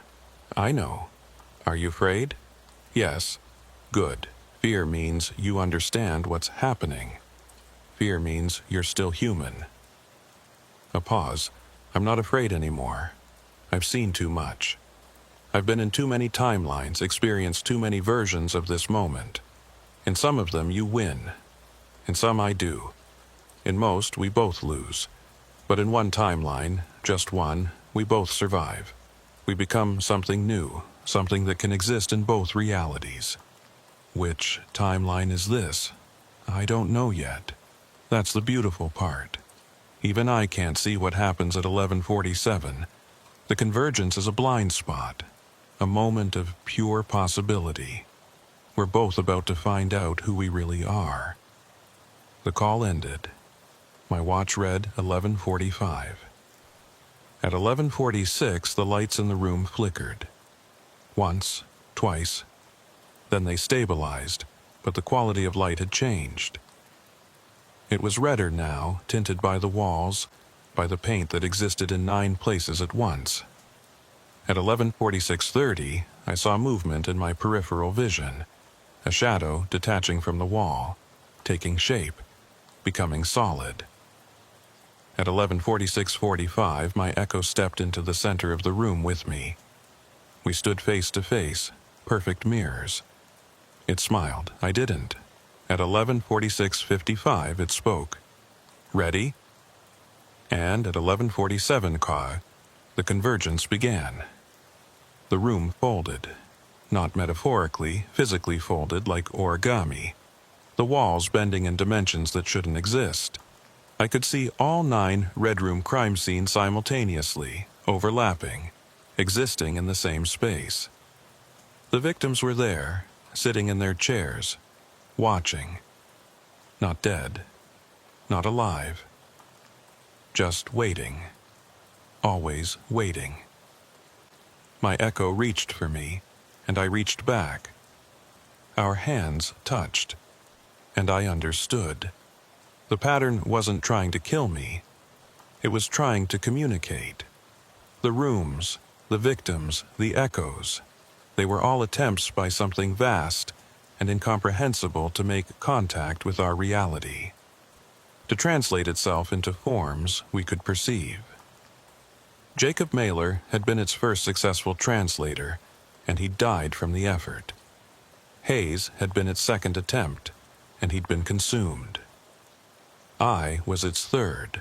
The difference was, I was ready. I'd chosen this. I'd walked into the convergence willingly. My echo and I merged. Not one absorbing the other, but becoming a single entity that existed in both realities simultaneously. I could feel all 9 crime scenes as parts of my body. I could perceive time non-linearly, see forward and backward along my own timeline. I understood what Archer had run from, what Hayes had died fighting. The thing in the red rooms wasn't evil. It wasn't even alive by our standards. It was mathematics. Pure pattern. A structure that existed outside causality, trying to find a way to exist within it. And it had chosen me as its final architect, its final translator. I had a choice. I could accept the role, become its permanent bridge between realities, spend eternity as the convergence point. Or I could reject it, collapse the pattern, destroy the rooms and everything they contained. Archer had run because she couldn't make that choice. Hayes had tried to fight and been destroyed, but I chose neither. Instead, I painted. In that space between moments, with my echo as my brush, and the 9 rooms as my canvas, I painted a new pattern. Not a bridge, not a convergence. A door that could be closed. A seal.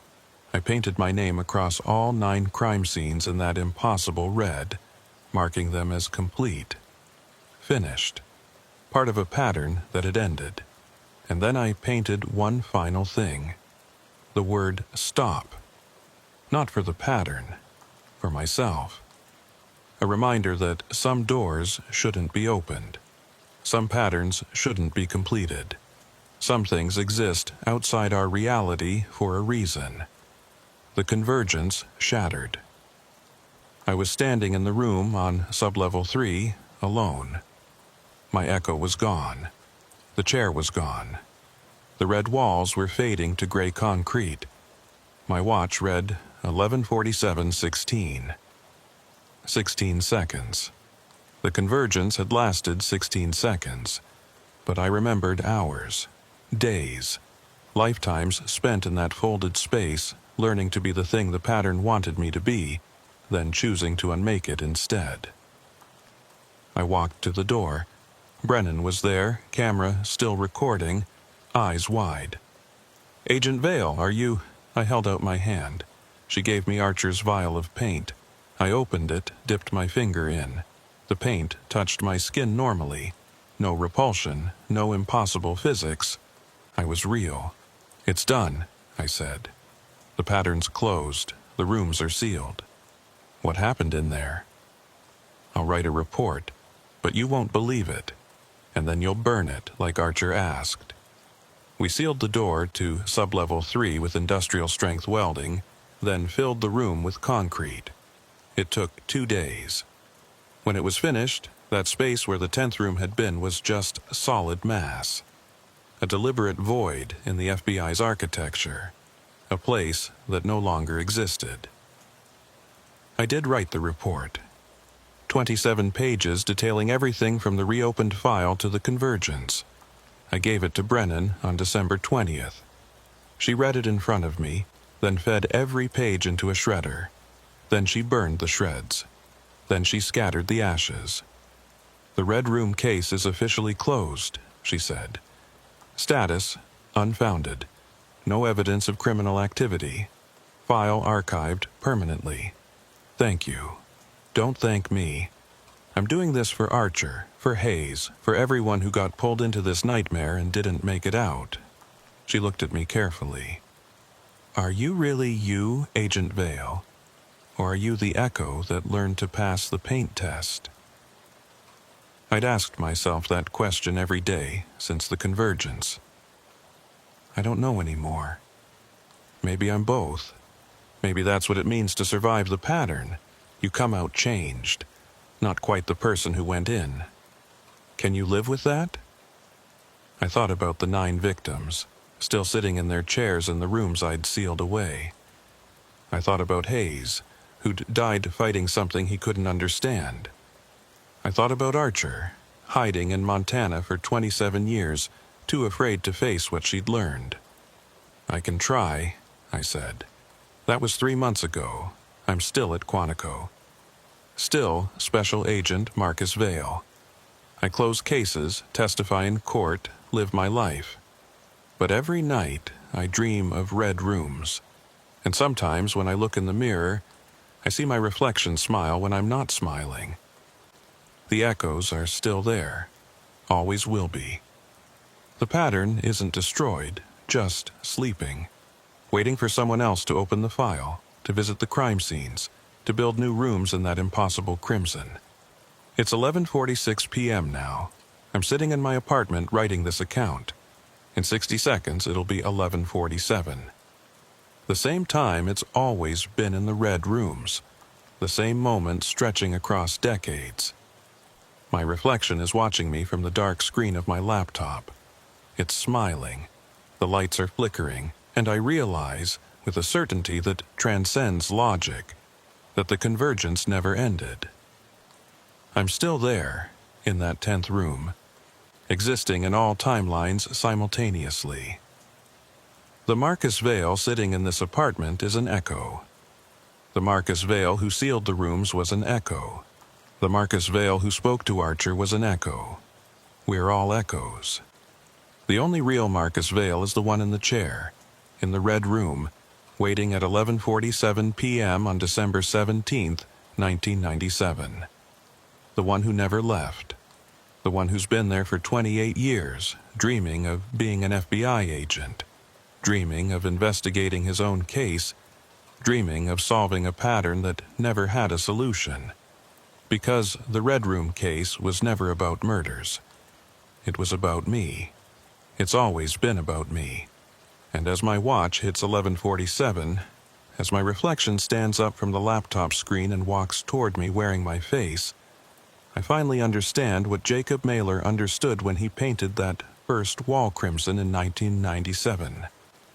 Some rooms you never leave. You just dream you did.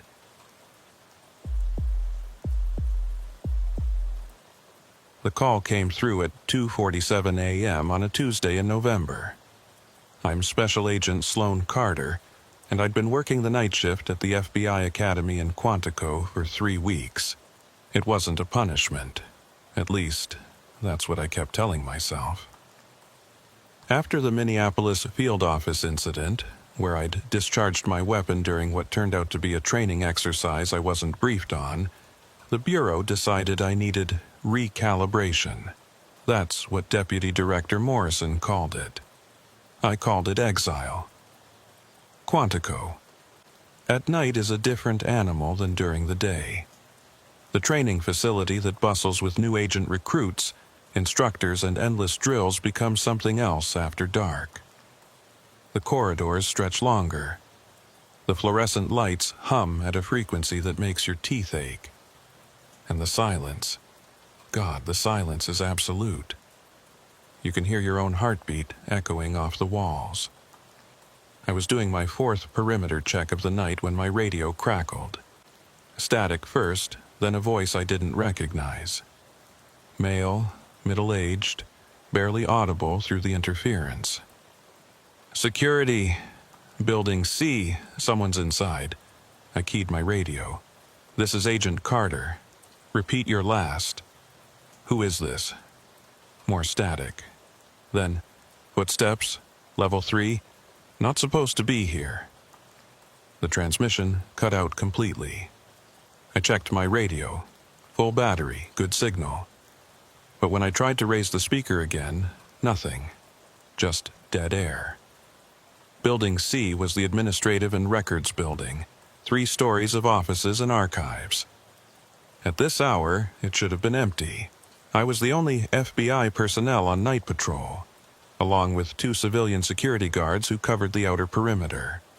Standard protocol was to call for backup before investigating, but something about that transmission bothered me. The voice had sounded wrong.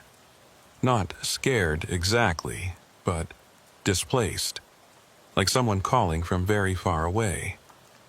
I made my way to Building C, my flashlight cutting through the November fog that had settled across the grounds. The main entrance was locked. Security panel showing green, no unauthorized access in the last 12 hours. But the voice on the radio had been certain. Someone was inside. I used my keycard, and the door clicked open with a sound that seemed too loud in the stillness. The lobby was dark, emergency lighting providing just enough illumination to navigate. I drew my weapon, protocol for investigating potential intrusions, and moved toward the stairwell. The elevator would be faster, but I'd learned during my first week that the elevators in Building C had a tendency to malfunction at night. They'd get stuck between floors, or arrive at levels you hadn't selected, or open to reveal empty shafts. Maintenance blamed it on electrical issues. I blamed it on the building being older than most of the agents who worked here. I started climbing the stairs to level 3. My footsteps echoed in the concrete stairwell, each step creating a sound that bounced back to me a half-second later. But as I reached the second-floor landing, I heard something else. Another set of footsteps. Above me, keeping pace with mine. I stopped. The other footsteps stopped. I started again. They started again. FBI, I called up the stairwell. Identify yourself. No response. Just my voice echoing back, distorted slightly, like it was coming from somewhere deep and hollow. I continued climbing, faster now, taking the steps 2 at a time. The footsteps above me matched my pace exactly. When I reached the 3rd floor door, I yanked it open, weapon raised, ready for nothing. The hallway was empty. Fluorescent lights flickered in that way they do in old buildings, creating strobing shadows that made everything seem to move when it wasn't. The footsteps had stopped. I moved down the corridor, checking each office door, all locked, all dark. No signs of forced entry, no indication anyone had been here. But I could smell something, faint but distinct. Coffee, fresh coffee, the kind that's just finished brewing. There was a break room at the end of the hall. I approached it slowly, weapon ready, and pushed the door open with my foot. The coffee maker was on, a full pot, still steaming, but the break room was empty. No cups, no signs anyone had been here to make it. I touched the side of the pot, hot enough to burn. Made within the last 5 minutes. My radio crackled again. That same voice, clearer now. "Agent Carter, you shouldn't be here." I spun, searching for the source. The voice seemed to come from everywhere and nowhere. "Who is this? Identify yourself." "You don't remember me." Not a question, a statement.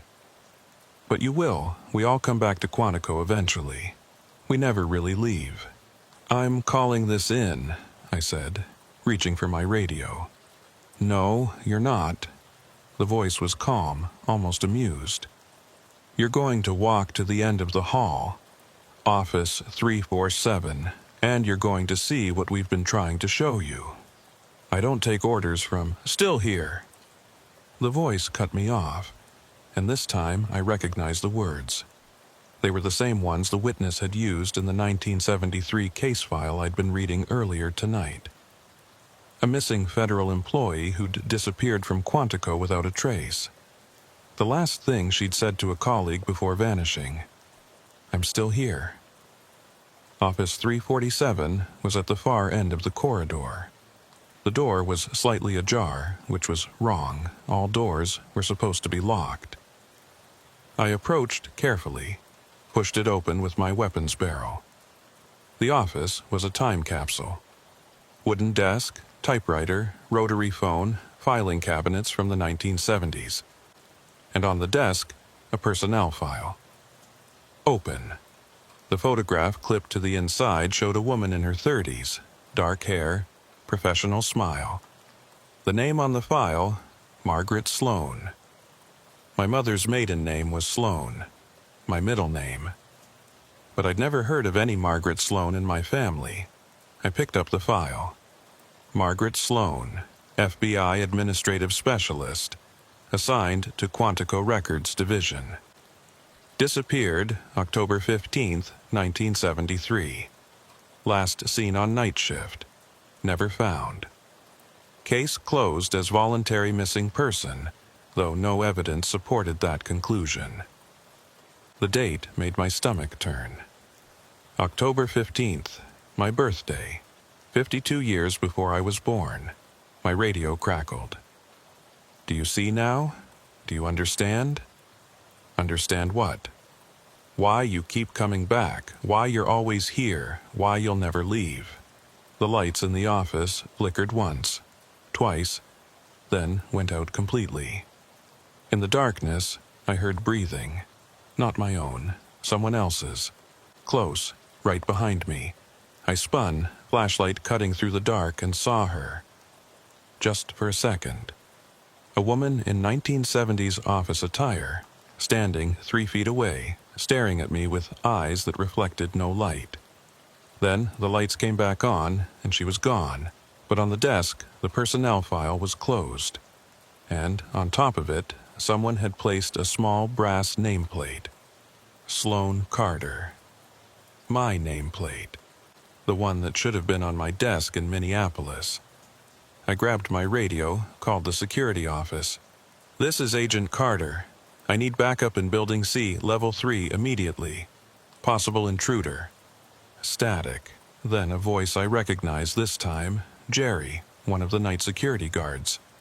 "Agent Carter, you okay? You sound shook up. There's someone in Building C. I need you to check the security footage for the last 30 minutes. 3rd floor." "Already looking at it. Agent Carter, there's no one in that building. You've been the only person on level 3 for the past hour. I can see you on camera right now, standing in office 347, but you're alone." I looked around the office. No cameras visible. "Jerry, there are no cameras in this office." A pause. "Agent Carter, I'm looking at you right now, through the camera mounted in the northeast corner of office 347. I looked at the northeast corner. Empty wall. No camera. No mounting bracket. Nothing. "Jerry, I need you to come up here, now." "On my way." While I waited, I examined the office more carefully. Everything was period accurate to 1973. The calendar on the wall showed October. The coffee cup on the desk had a faded FBI seal. The typewriter had a half-finished document still in the carriage. I leaned closer to read it. Night shift report, October 15th, 1973. This is my 6th consecutive week on night duty. I've started noticing irregularities, footsteps in empty corridors, voices on the telephone when no one is calling, my own reflection in windows, but moving independently. I believe something is wrong with this building, something that exists in the spaces between shifts, in the hours when no one is watching. I'm going to document everything The text ended mid-sentence, as if she'd stopped typing and never resumed. I heard footsteps in the hallway. Jerry appeared in the doorway, out of breath from climbing the stairs. He was in his late 50s, ex-military, the kind of guy who'd seen enough to not spook easily. But when he looked into the office, his face went pale.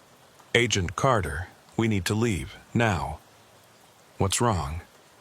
"This office doesn't exist." I stared at him. "What do you mean it doesn't exist?"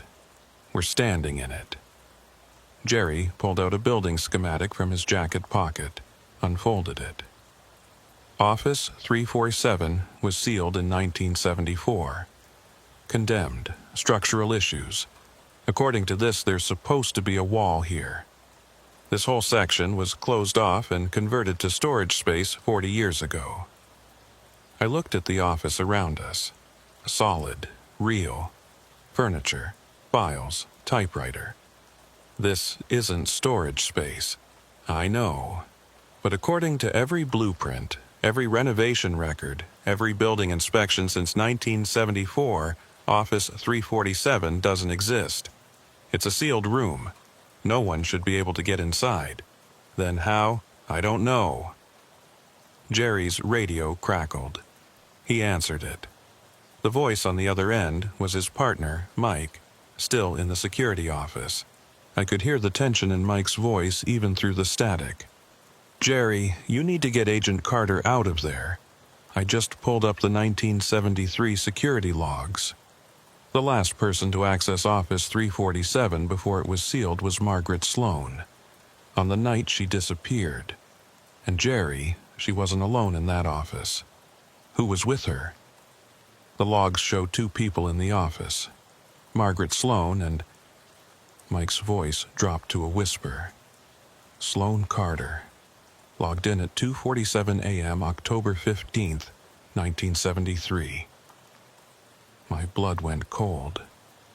"That's impossible. I wasn't born until..." "I know," Jerry said. He was backing toward the door. "We need to go. Right now." But the door was closing.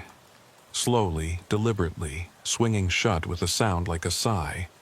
Jerry lunged for it, but it clicked closed just before he reached it. He tried the handle. Locked. "Mike, we're locked in Office 347, Jerry said into his radio. "Send someone up here with master keys." Static. Then Mike's voice, distorted. "Jerry, I'm looking at the camera feed. You're not in Office 347. You're standing in the storage area. There's no door. You're just standing in front of a wall, both of you. I pulled out my phone to call for help. No signal. The screen showed 2:47 a.m. The exact time the voice had first come through my radio. The exact time I'd been logged into this office 52 years ago. Jerry was checking his phone, too. Same. No signal. He looked at me. Agent Carter, I need you to tell me the truth. Have you been here before? In this building? In this office? No. I've only been at Quantico for 3 weeks. Then why does the 1973 security log have your name? Your exact name? I didn't have an answer. But as I stood there trying to make sense of the impossible, I started to notice other things about the office. Details I'd missed before. The coffee cup on the desk had lipstick marks, the same shade I wore. The jacket hanging on the coat rack was my size, my style. And on the corkboard behind the desk, pinned among various FBI memos and notices, was a photograph. It showed a woman standing in front of Building C, professional photo, the kind they take for ID badges. The woman was me, or someone who looked exactly like me. Same face, same hair, same posture. But the photo was aged, corners yellowed, the kind of deterioration that takes decades, and written at the bottom in faded ink, S. Carter, Night Shift, 1973. Jerry. My voice came out as a whisper. Look at this. He moved beside me, stared at the photograph. That's you. It can't be me. I'm 34 years old. This photo is from 1973. Then who is it? Before I could answer, the lights went out again. Complete darkness. I fumbled for my flashlight, but before I could turn it on, I heard it. Breathing. Multiple sources. Coming from all around us. And underneath the breathing, a voice. Whispering the same words over and over. Still here, still here, still here. The lights came back on. Jerry and I were alone in the office, but the typewriter was typing. By itself. Keys pressing down, striking the paper, the sound like gunshots in the silence. We both stared as words appeared on the page. Welcome back, Agent Carter. We've been waiting for you. The night shift never ends. We're all still here. The typing stopped. The office was silent except for our ragged breathing. Then, slowly, the personnel file on the desk opened by itself. Pages turning, flipping past Margaret Sloan's information, past administrative notes, past incident reports, until it reached a blank page at the back. And on that blank page, text was appearing. Not typed, not written, just appearing, letter by letter, as if being burned into the paper by an invisible hand. Sloan Carter, FBI Special Agent, assigned Quantico. Night shift. November 2025 status. Still here, disappeared. November 19th, 2025. 02:47 a.m. Last seen. Building C, Level 3, Office 347. Never found. I looked at my watch. November 19th, 2025. 2:47 a.m. That's today, I said. That's right now. Jerry grabbed my arm. We need to break down this door. We need to get out of here. He charged the door, hitting it with his shoulder. It didn't budge, solid as concrete. He tried again and again, each impact sounding less like wood and more like hitting a wall of stone. My radio crackled. That same voice from before, clearer than ever. You can't leave, Agent Carter. No one leaves the night shift. We tried. All of us tried. But Quantico doesn't let go. It keeps us here in the spaces between. In the offices that don't exist. In the hours that never end. You felt it, didn't you? From the moment you arrived. The way the building watches you. The way time moves differently after dark. The way you keep ending up in places you don't remember going. and with a horrible clarity, I realized the voice was right. I'd been having blackouts, gaps in time during my night shifts. I'd attribute it to exhaustion, to the stress of being exiled from Minneapolis. But now I understood. I hadn't been blacking out. I'd been here, in Office 347, in the spaces between, being pulled back to where I'd always been, where I'd been since 1973.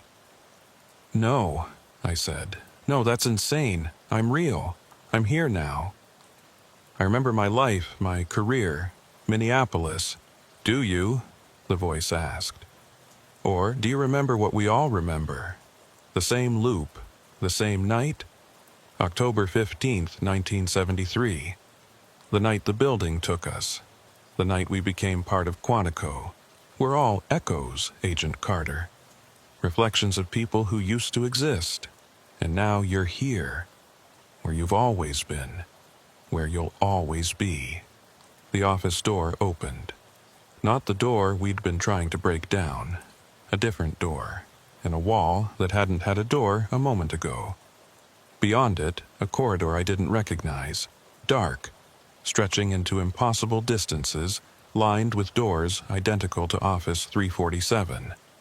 Hundreds of them. And from behind each door, I could hear it. Breathing. Whispering. The sound of people who were still here. "No." I backed away from the new door. "This isn't real. This is a psychological attack. Someone trying to make me—" Jerry wasn't moving. He was staring at his hands. "Agent Carter, look at me." I turned to face him. His eyes were wrong, unfocused, looking past me rather than at me. "Jerry?" "I remember now," he said quietly. "I've been here before. I've always been here. My name isn't Jerry. I don't know what my name is. I just know I've been walking these halls for so long. So long, and every night someone new arrives. Someone new joins the shift. And we welcome them because they're family now. They're still here." He started walking toward the new door, toward the impossible corridor. "Jerry, stop!" But he didn't stop. He walked through the doorway, into that darkness, and as he crossed the threshold, I saw something that made my sanity crack. There wasn't just one Jerry, there were dozens of them, hundreds, all walking the same corridor in perfect synchronization, each one a copy of the last, stretching away into that impossible distance. All still here. I was alone in Office 347. The typewriter started again, keys striking faster now, almost violent. Accept it. Accept what you are. Accept where you belong. The night shift is forever. Quantico is forever. You are forever. Still here, still here, still here. And then I heard it. From the corridor beyond. Footsteps. Not one set. Thousands. All in perfect synchronization. All coming toward Office 347. Coming for me. Coming to welcome me home. I ran. Out of the office, down the hallway I'd entered from. The normal hallway. Back toward the stairwell. But the building had changed. The corridor stretched longer than it should, doors appearing that hadn't been there before, all marked with variations of 347. Office 347A, Office 347B, Office 347, 1973, Office 347, 2025. I burst through the stairwell door and started running down, but the stairs kept going.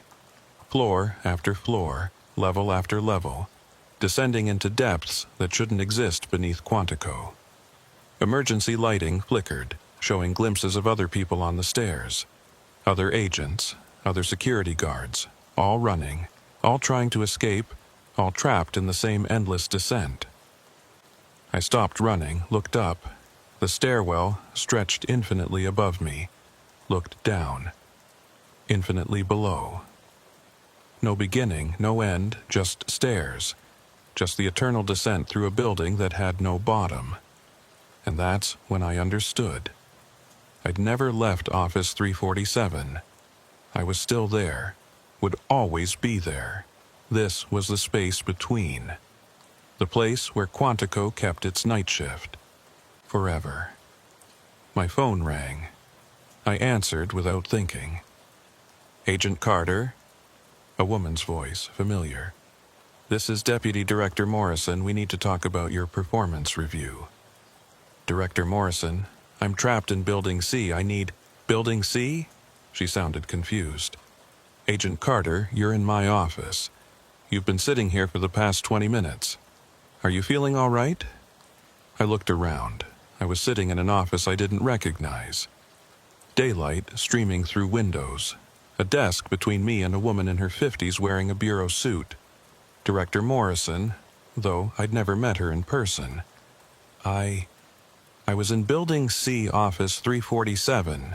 There was, Agent Carter, there is no Office 347 in Building C. That section was sealed in the 70s. She pulled out a file, opened it. I'm concerned about these reports from your night shift supervisors. They say you've been experiencing disorientation, time loss, claiming to be in places that don't exist. This is the third incident this month. Third, We're going to have you evaluated by Bureau Psychological Services. Standard procedure after field trauma. Nothing to be concerned about. She stood, extended her hand. We'll get you sorted out, Agent Carter. The Bureau takes care of its own. I shook her hand on autopilot, walked out of her office in a daze. The corridor outside was normal. Daylight, people walking, phones ringing, normal FBI operations. I checked my phone. 9:47 a.m., November 19th, 2025. Had I imagined it all? Office 347, Jerry, the impossible corridor. Had it been some kind of breakdown? But in my pocket, I felt something. I pulled it out, a brass nameplate, Sloan Carter, the one from the desk in Office 347. I was holding it when I saw my reflection in a window, and my reflection smiled at me, a smile I didn't make. Behind my reflection, in the window's image, I could see Office 347, the typewriter, the filing cabinets, and dozens of people standing in the background, all staring at me, all still here. The reflection mouthed two words, night shift. And I realized with absolute horror that it was 9:47 a.m., not p.m. a.m., but the sun was shining. Or was it? I looked closer at the light coming through the windows. It was wrong. Too bright, too artificial. Like stage lighting, like the fluorescent lights in Building C. I was still there, still in the night shift, still in the spaces between. I'd never left. I never would. And tonight, at 2:47 a.m., I'd be back in Office 347, waiting for the next person to arrive, ready to welcome them home. Because we're all still here. We're always still here. I don't know how long I stood there, staring at my reflection in that window. Time had stopped meaning anything. The brass nameplate was cold in my hand, solid and real in a way nothing else felt anymore. Around me, the FBI headquarters bustled with normal activity. Agents moving between offices, phones ringing, keyboards clicking. But I could feel it underneath, the wrongness, the impossibility. I tried to focus. I was FBI, trained to observe, to analyze, to find patterns. So I started walking, paying attention to details. The people around me looked normal at first glance, but when I looked closer, I started to notice things. The agent passing me in the corridor walked with a slight limp. 3 steps later, I passed the same agent again, walking the opposite direction. Same limp, same briefcase, same expression. When I turned to look back, there were 4 of him, all walking in different directions. The receptionist at the front desk answered the phone. FBI Quantico, how may I direct your call? Pause. FBI Quantico, how may I direct your call? Same inflection, same pause. Over and over, the phone hadn't rung again. A clock on the wall showed 9:47. I watched it for 3 full minutes. The second hand moved, the minute hand advanced, but the hour stayed frozen. 9:47. Always 9:47. 7 hours until the night shift. 7 hours until 2:47 a.m. when I'd be back in office 3:47. Except I'd never left. I needed to find someone real. Someone who could confirm I wasn't losing my mind. I pulled out my phone to call my former partner in Minneapolis, Agent Rodriguez. But when I opened my contacts, there was only one entry. Night shift. I hadn't saved that number. I'd never seen it before, but when I tried to delete it, it just reappeared. The only contact in my phone. The only number I could call. Agent Carter? A voice behind me. I turned to see a man in his 40s. FBI badge on his belt. Professional smile. I'm Agent Dalton Hayes, building security. I understand you've been having some experiences during your night shifts. I didn't recognize him, but something about his name tugged at memory. Hayes. I'd seen that name before. Where? I'm fine, I said automatically. Of course you are. But Director Morrison asked me to check in. Make sure you're settling into your new assignment. His smile never wavered. The night shift can be disorienting for new personnel. The empty buildings, the silence. People sometimes report unusual experiences. Like what? Oh, the usual. Footsteps in empty corridors, voices on radios when no one's transmitting, offices that appear to exist but don't show up on blueprints.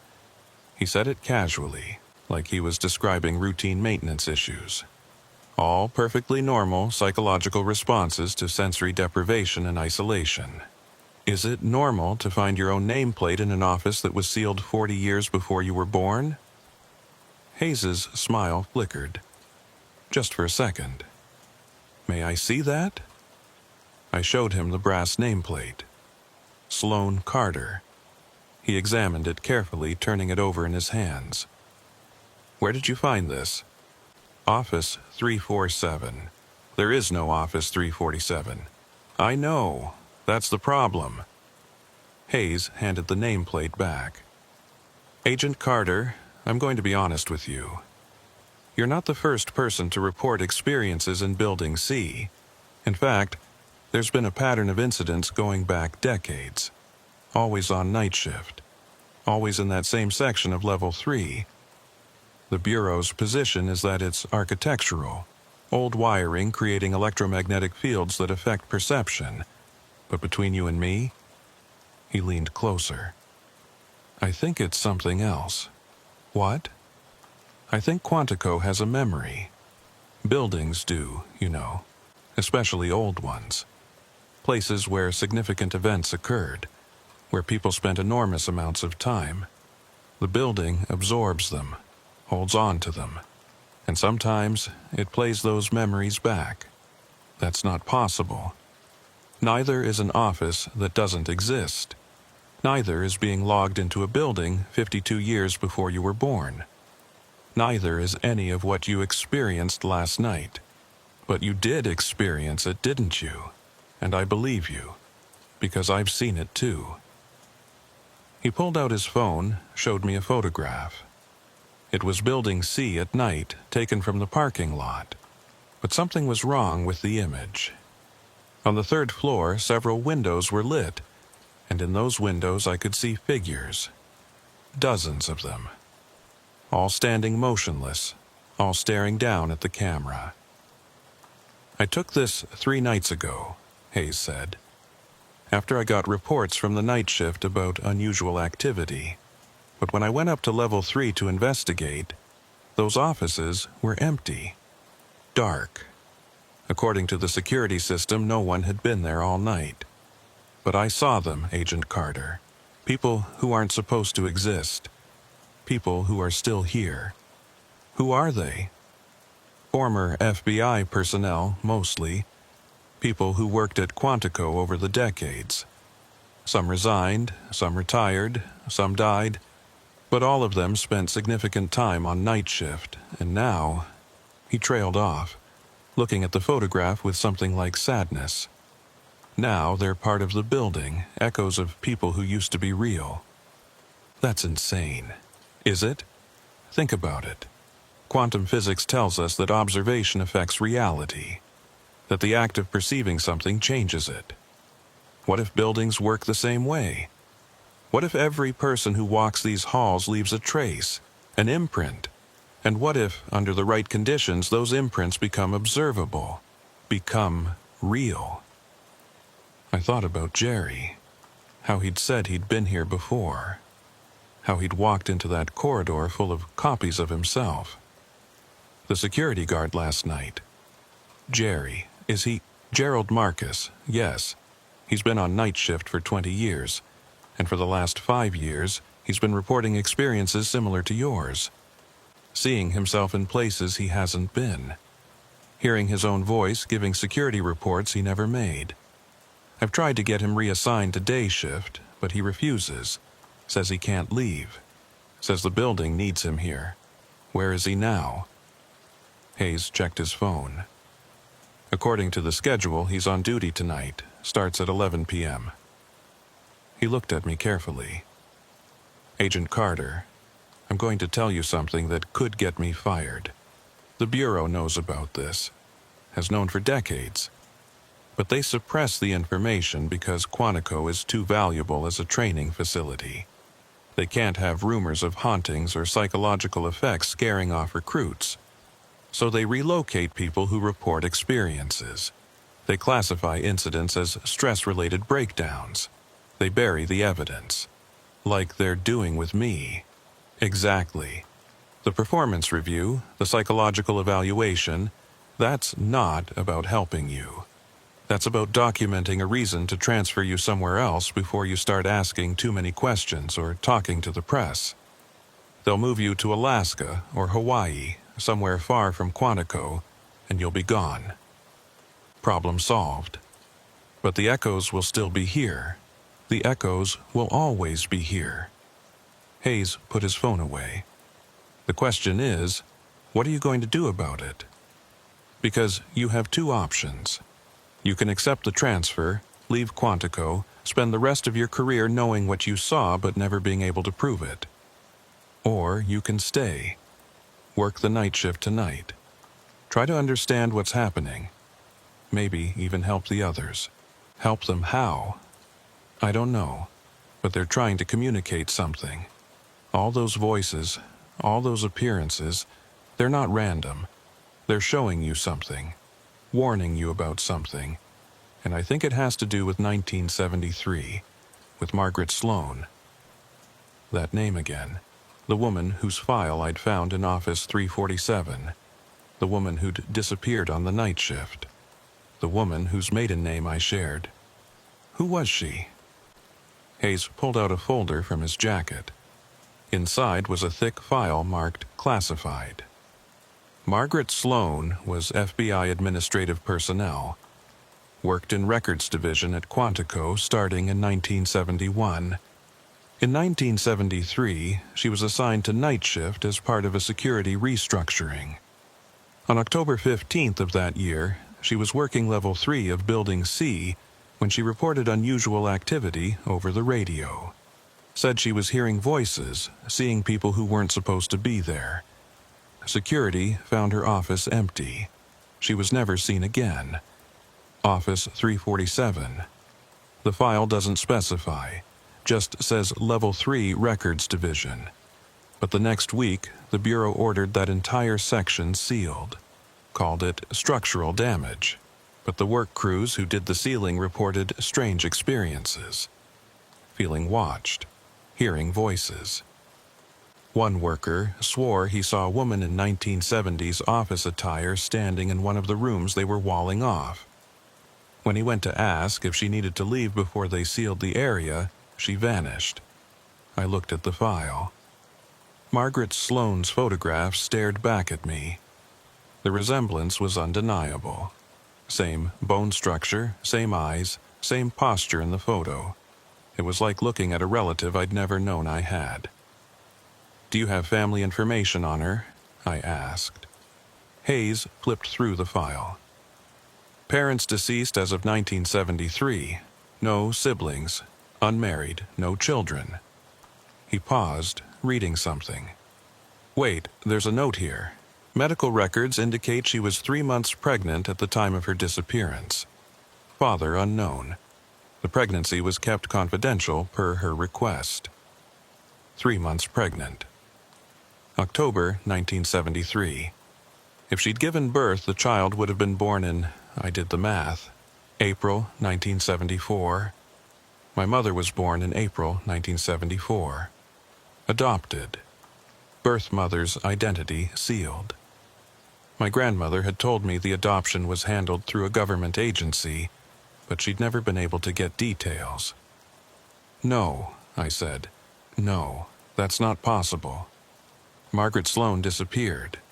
She couldn't have had a child." "Unless she didn't disappear," Hayes said quietly. "Unless she escaped. Left Quantico, had the child. Gave it up for adoption. Maybe she knew something was wrong with this place and she got out while she could. But if that was true, it meant Margaret Sloan was my grandmother. It meant I was genetically connected to the woman who disappeared from Office 347. It meant Quantico had been waiting for me, calling me back to where I belonged." "Still here?" I whispered. Hayes looked at me with something like pity. "Agent Carter, you don't have to do this. You can request immediate transfer, leave tonight, get far away from Quantico, and never come back. Can I? Or will I just end up back here like Jerry, like all the others?" I looked at the photograph of Building C with its windows full of watching figures. "They're trapped, aren't they? The echoes. They can't leave. They're bound to this place." "I think so, yes." "Then running won't help. If I'm connected to Margaret Sloan, if there's something in my genetics or my family history that makes me vulnerable to whatever's happening here, then I'll just get pulled back. Maybe not physically, maybe just mentally, but I'll never really escape. So, what will you do?" I looked at the brass nameplate in my hand. Sloan Carter. A name that existed in both 1973 and 2025. A name that connected me to this place across 5 decades. "I'm going to work my shift tonight. I'm going to go back to Office 347, and I'm going to find out what they're trying to tell me." Hayes nodded slowly. "Then you'll need this." He handed me a small device that looked like an old tape recorder. "It's a modified EVP detector. Picks up electronic voice phenomena. The echoes can't always interact with our reality directly, but they can affect electronics, radios, recording devices. If you want to communicate with them, this might help." I took the device. "Why are you helping me?" "Because I've worked at Quantico for 15 years, and I've seen what this place does to people. I've watched agents disappear. Not physically, but mentally. Watch them become hollow versions of themselves, going through the motions of life but not really living. I don't want that to happen to you. And maybe, just maybe, if someone finally figures out what's happening here, we can help the others. Free them, let them rest. Or join them. That's a possibility too," Hayes admitted. "But at least you'll know the truth. And the truth is worth something, even if it destroys you." He was right. I'd joined the FBI to find truth, to bring justice to victims who couldn't speak for themselves. The echoes in Quantico were victims too, trapped by something they didn't understand, unable to move on, forced to repeat the same patterns forever. If I could help them, I had to try, even if it meant becoming one of them. I spent the rest of the day researching everything I could find about Margaret Sloan and the 1973 incident. Most of the files were classified, but Hayes helped me access what existed. I learned that Margaret had reported strange experiences for weeks before her disappearance. Hearing her own voice on recordings she hadn't made. Seeing herself in security footage from times when she was provably elsewhere. Finding personal items in places she'd never been. The same things I was experiencing. The last entry in her file was a handwritten note, barely legible. They keep saying I'm still here, but I'm not. I'm trying to leave. I have to leave, for the baby. But every door just leads back to 347. Every stairwell goes in circles. I think I've been here forever. I think I'll be here forever. Tell my child I tried to. The note ended there, unfinished, like she'd been interrupted mid-sentence. By 10 p.m. I was back in Building C. The day shift had ended hours ago. The building was empty except for the skeleton crew of night security. I signed in at the main desk. There was a new guard I didn't recognize, which struck me as odd since I'd met everyone on night rotation. He barely looked at me, just pushed the logbook across the desk. I signed, Sloan Carter, 2200, Building C Patrol. As I finished writing, I noticed the previous entries. They went back weeks. All the same handwriting. All the same name. Sloan Carter, 2200, Building C Patrol. Sloan Carter, 2200, Building C Patrol. Sloan Carter, 22, Building, in C Patrol. Dozens of entries, all identical, all supposedly written by me. But I'd only been at Quantico for 3 weeks. "How long have I been signing in?" I asked the guard. He looked at me with the eyes that seemed to focus somewhere beyond me. "You've always been signing in. Every night, for as long as I can remember." "How long have you worked here?" He had to think about it. I don't remember. A long time. Long enough that I can't remember when I started. Or my name. Or..." He trailed off, staring at his hands like he was seeing them for the first time. I backed away from the desk, my heart pounding. This guard was an echo too, trapped in his routine, signing people in night after night, unable to remember anything beyond the loop he was stuck in. How many of the people I'd interacted with at Quantico were real? How many were echoes? Was I?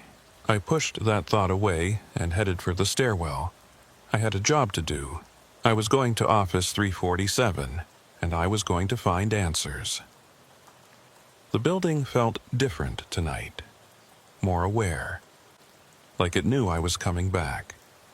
The fluorescent lights hummed louder, flickered more frequently.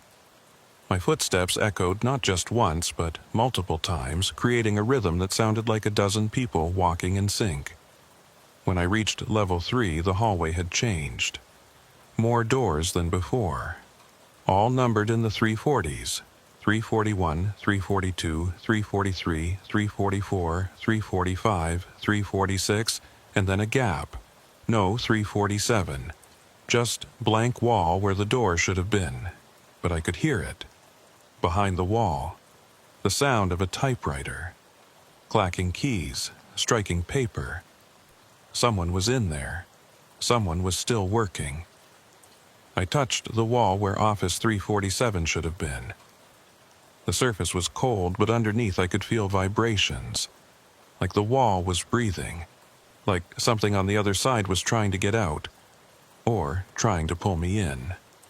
"I'm here," I said. "I came back. What do you want to show me?" The vibrations stopped. The typewriter sound ceased. Silence for 5 heartbeats. Then the wall began to fade. Not crumbling, not opening, just becoming transparent like a fog dissipating.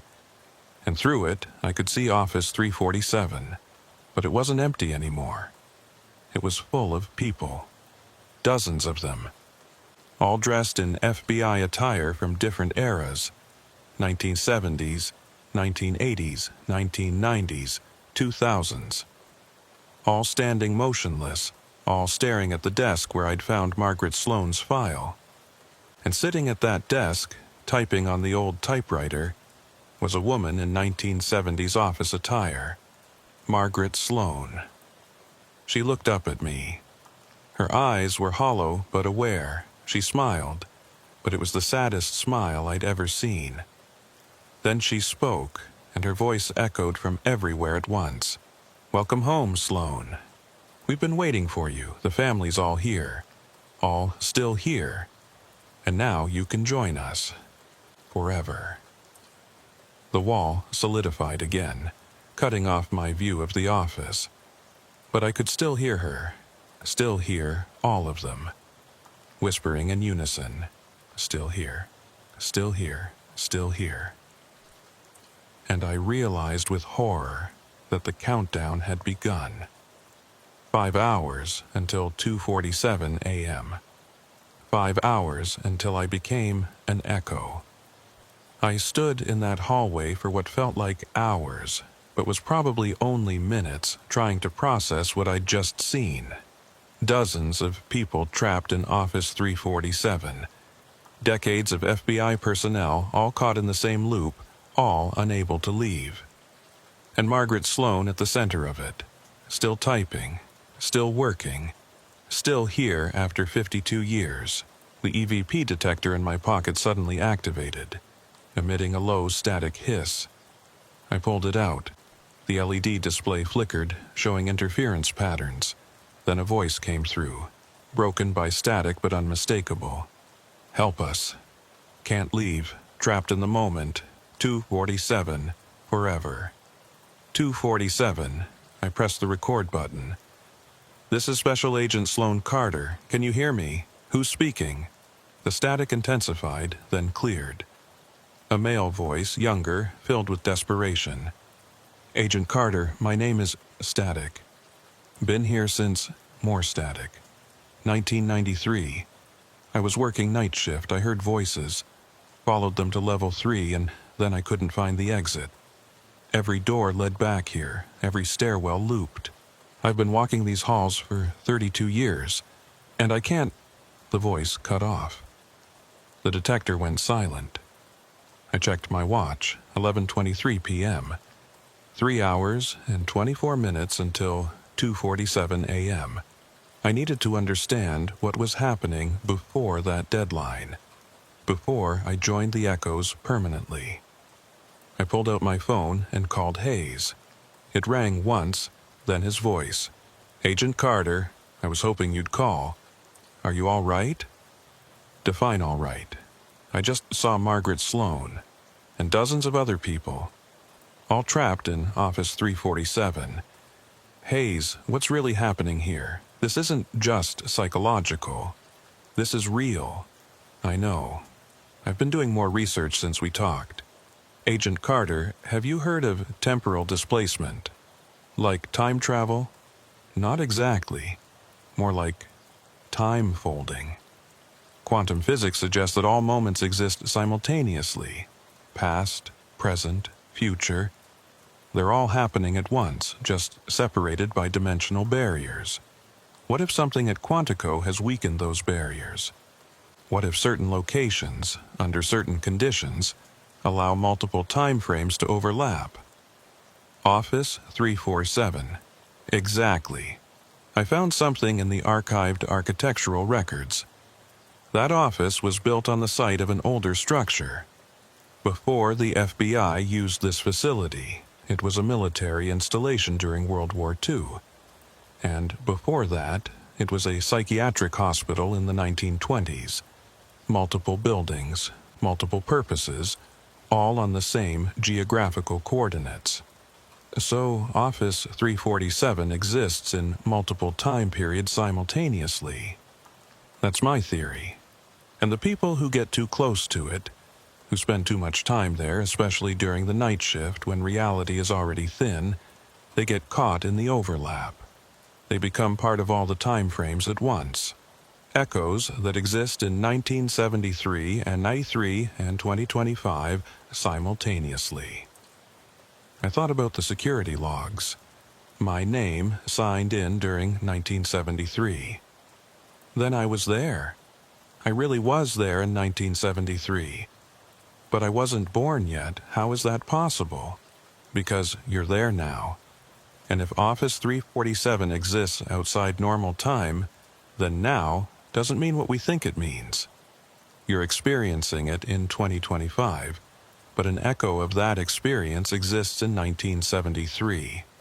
The building recorded your presence and has been replaying it ever since. That's insane. I know, but it fits the evidence. Agent Carter, listen to me carefully. You need to break the loop. Everyone who's gotten trapped has made the same mistake. They keep going back to Office 347, trying to understand it, trying to escape. But every time they return, they strengthen their connection to the overlap. They become more echo than human. Eventually, they lose their anchor to the present and get stuck in the past. So, I should leave. Get out of Building C, never come back. That's one option, but what? Hayes was quiet for a moment. But I don't think it'll let you go now. You're Margaret Sloane's granddaughter. You have a genetic connection to the original event, the first time someone got trapped. The building has been calling you here your entire life, even before you joined the FBI. You can feel it, can't you? The pull. The sense that you belong here. He was right. I'd felt it from my first day at Quantico. Not fear or unease, but familiarity. Like coming home to a place I'd never been. Like the building recognized me and was welcoming me back. Then what do I do? There's another option. A way to break the loop not just for you, but for all of them. The echoes are trapped because they keep experiencing the same moment. 2:47 a.m., the time when the overlap is strongest. But what if you could change that moment? Do something different than they did? Create a new pattern that disrupts the existing one? How? I don't know. But I think Margaret Sloane does. She's been in the loop longest. She's had 52 years to understand how it works. You need to talk to her, really talk to her. Not just hear her voice through the walls, but establish actual communication. Find out what she learned, what she tried, why she failed. And how do I do that? You go into Office 347, physically enter it. Become part of the overlap voluntarily. It's dangerous. You might not be able to get back out. But it's the only way to interact with her directly, to access the knowledge she's accumulated over decades of being trapped. I looked at the wall where the office door had appeared and vanished.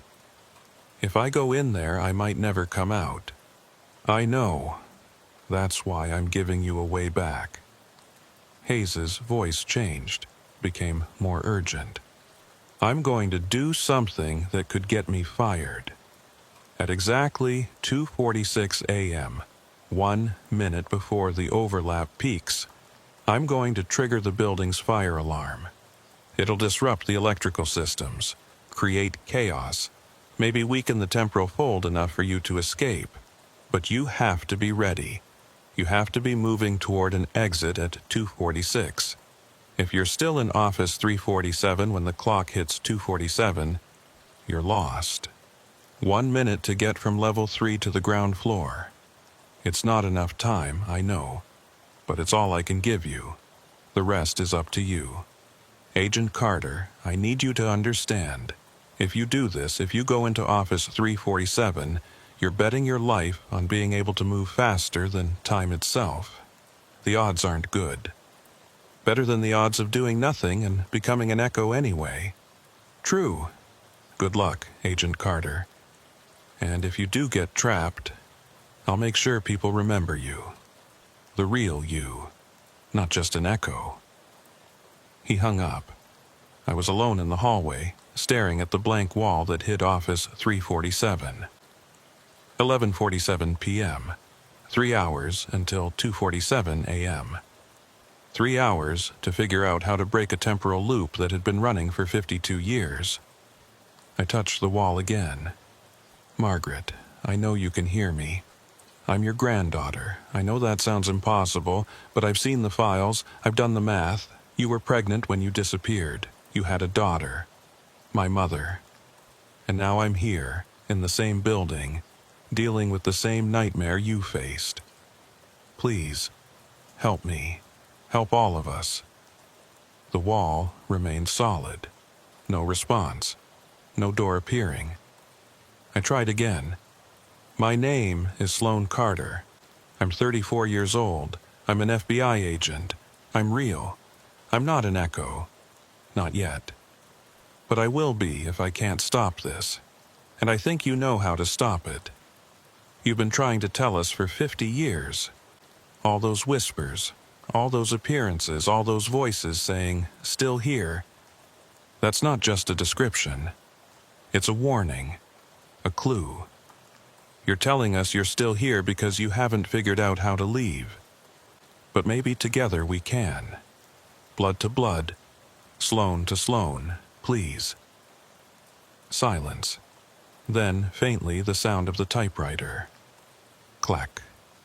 Clack. Clack. The wall began to fade again. But this time, it didn't just become transparent. It opened, a real door, solid and physical, appearing in the wall like it had always been there. The brass plate read 347. The door swung inward. Beyond it, Office 347. But different than before. Empty of people now. Just the desk, the typewriter, the filing cabinets. And Margaret Sloane, sitting in the chair, her hands poised over the typewriter keys. She looked up at me with those hollow eyes. "Come in," she said. Her voice was clear now, not distorted by walls or time. "We don't have much time. The loop resets at 2:47. Before then, you need to understand what you're dealing with." I stepped through the doorway. The temperature dropped immediately. My breath misted. The door swung shut behind me with a sound of finality. Margaret stood, gestured to a second chair that hadn't been there before. "Sit. Listen. I can only maintain clarity for short periods. The loop tries to reset my memories, make me forget everything except that one night in October 1973. But I've been fighting it, building up resistance, learning how it works." I sat. What is this place? Why does it trap people? It's not a place, not really. It's a moment. October 15th, 1973, 2:47 a.m. That's when it started, when I first noticed the overlap. I was working late, filing documents, and I heard something. Footsteps in the hallway. But when I checked, no one was there. Then I heard my own voice on the radio, reporting an intrusion. But I hadn't picked up the radio. The voice was saying things I would say, but hadn't said yet. Future echoes. Exactly. I was hearing my own future self, reporting the same incident I was experiencing.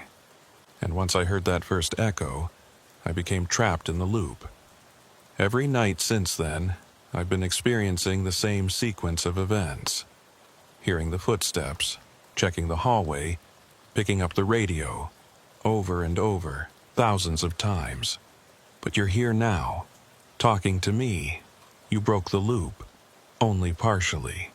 I'm conscious right now because you're here. Your presence disrupts the pattern just enough for me to have moments of clarity. But when you leave, I'll reset. Go back to repeating the same actions, unless we can break it permanently. How? Margaret walked to the desk, pulled open a drawer. Inside were dozens of notebooks, all filled with handwriting. 52 years of observations. Every time I gain clarity, I write down what I've learned before the loop resets. I've figured out the rules. The office exists in all time frames simultaneously. 1920s, 1940s, 1973, 1993, 2025, and beyond. It's a nexus point. Every person who enters it leaves an echo. Those echoes exist forever, playing out their actions on repeat. But here's the key. The echoes only have power because they're incomplete. Incomplete how? They never finish. I never finish typing my report. The security guard never completes his rounds. The agent in 93 never finds the exit. We're all caught mid-action, frozen in the moment just before resolution. That's what keeps the loop running. The building feeds on unfinished business. I thought about the note I'd found, the one that ended mid-sentence. So, we need to finish something. Complete an action that's been left undone. Yes, but it has to be the right action. I've tried everything I can think of. Finishing my report, walking out the door, calling for help. Nothing works, because those aren't the actions that matter. Those aren't what created the loop in the first place. Then what did? Margaret sat back down, her face showing the weight of 52 years. I made a choice that night. When I first heard the echoes, when I realized something impossible was happening, I had two options. Leave immediately, report it to my supervisors, let someone else handle it. Or stay, investigate, try to understand. I chose to stay. I thought I was being brave, being thorough. I didn't know I was sealing my fate. So, the action that needs to be completed is leaving? Not just leaving. Choosing to leave. Making the decision I should have made that night. But I can't do it. I've been here too long. I'm part of the loop now. My decision to stay has been repeated so many times that it's become fundamental to how the office exists. If I try to leave, the loop just resets, and I'm back at my desk. But I could leave. I haven't been here long enough to become fundamental. That's what I'm hoping. You're connected to me by blood, which means you can interact with the loop in ways others can't. You can access my memories, see what I've seen, know what I know. And then you can make the choice I failed to make. Walk away. Break the pattern. I looked around the office. But what happens to all of them, the other echoes? If I break the loop, do they get freed or do they just cease to exist? I don't know. But either way, it's better than this. Existing forever in a single moment, unable to move forward or back. Just repeating the same actions endlessly. That's not life. It's barely existence. If you can end it, you should, even if it means ending us along with it. I checked my watch, 12:47 a.m. 2 hours until the peak. 2 hours to decide if I was willing to condemn dozens of people, echoes of people, to oblivion in order to save myself.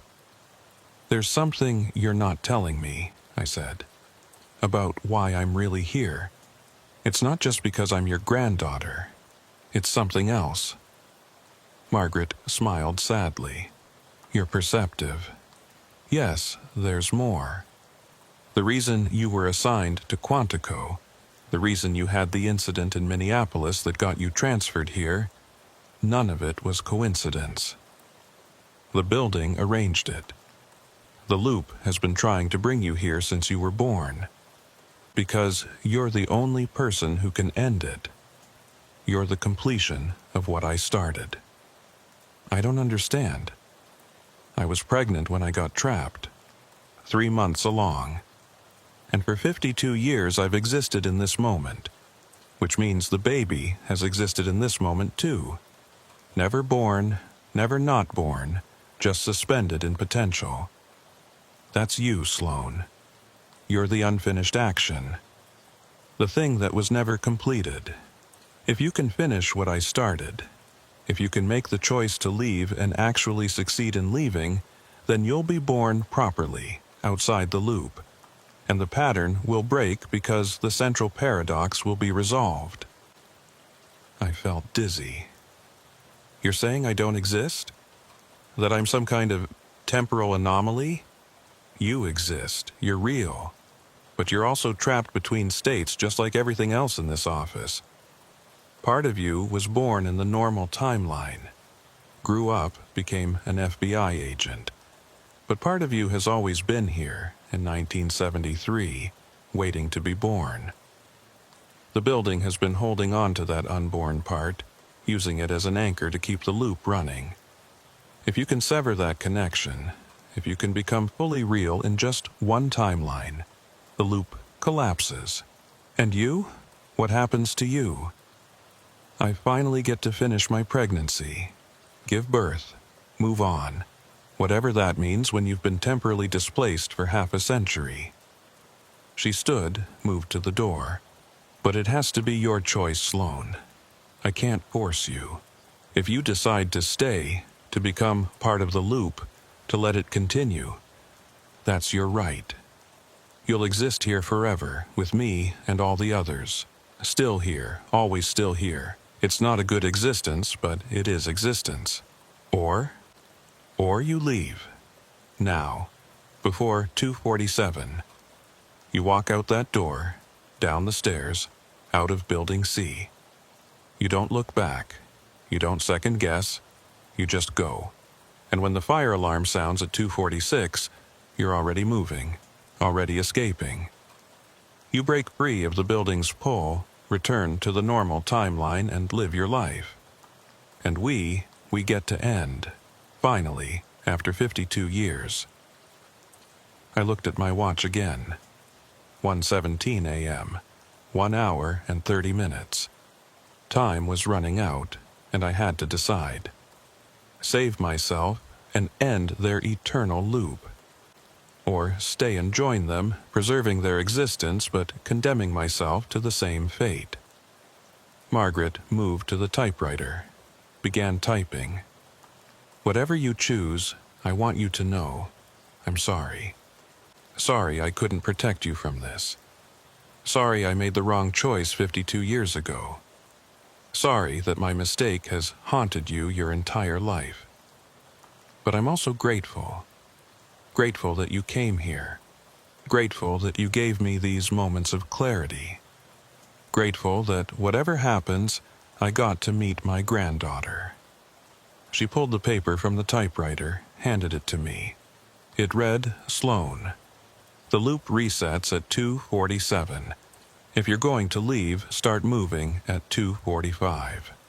Give yourself 2 minutes. Don't wait for the alarm. Don't hesitate. Just run. The building will try to stop you. It will make the corridors loop, make the stairs endless, make every door lead back here. But if you keep moving, if you refuse to stop, you can break through. I believe in you. Love, Margaret. Still here, but hopefully, soon, not. I folded the paper, put it in my pocket. I'm going to need something from you. Information. About the building, about the loop. Everything you've learned in 52 years. Margaret smiled. Sit down. We have an hour and a half. I'll tell you everything. And she did. Margaret's knowledge was encyclopedic. 52 years of observing the loop, testing its boundaries, trying to understand its rules. She'd documented everything in her notebooks, the precise timing of when echoes appeared, which corridors looped and which ones remained stable, how the building's architecture changed depending on what time period you were perceiving. The key, she explained, is that the building operates on perception. It's not that the corridors physically change or the stairs actually become endless. It's that when you're inside the loop, your perception of space and time becomes distorted. The building feeds on your expectations. If you expect to get lost, you will. If you believe the exit is impossible to find, it becomes impossible. So it's psychological. Partly, but it's also real. The temporal displacement is actual, not imagined. You really are experiencing multiple time frames simultaneously. The trick is to maintain your anchor to the present while navigating through the past. Stay focused on 2025. Don't let yourself slip into thinking it's 1973 or 93 or any other year. The moment you lose track of when you are, the building has you. She showed me her notebooks, page after page of carefully documented observations. I noticed the handwriting changed subtly throughout, starting neat and controlled in the early entries, becoming more manic and desperate in the middle years, then settling into a kind of resigned precision in the more recent ones. "I was angry for a long time," Margaret said, noticing what I was looking at. Angry at myself for staying that night. Angry at the building for trapping me.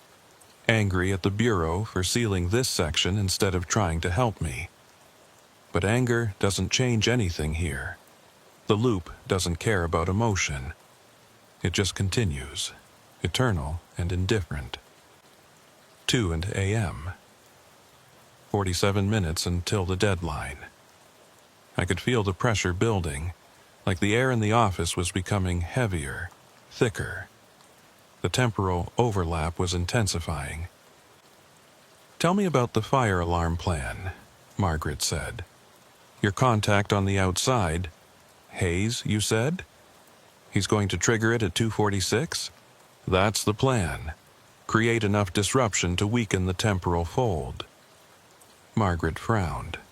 "It might work, but you need to understand, when 2:47 hits, the loop resets violently.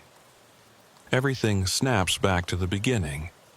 If you're still in the building when that happens, you'll get caught in the reset. And resets are cumulative. The more times you experience one, the harder it becomes to maintain your sense of self.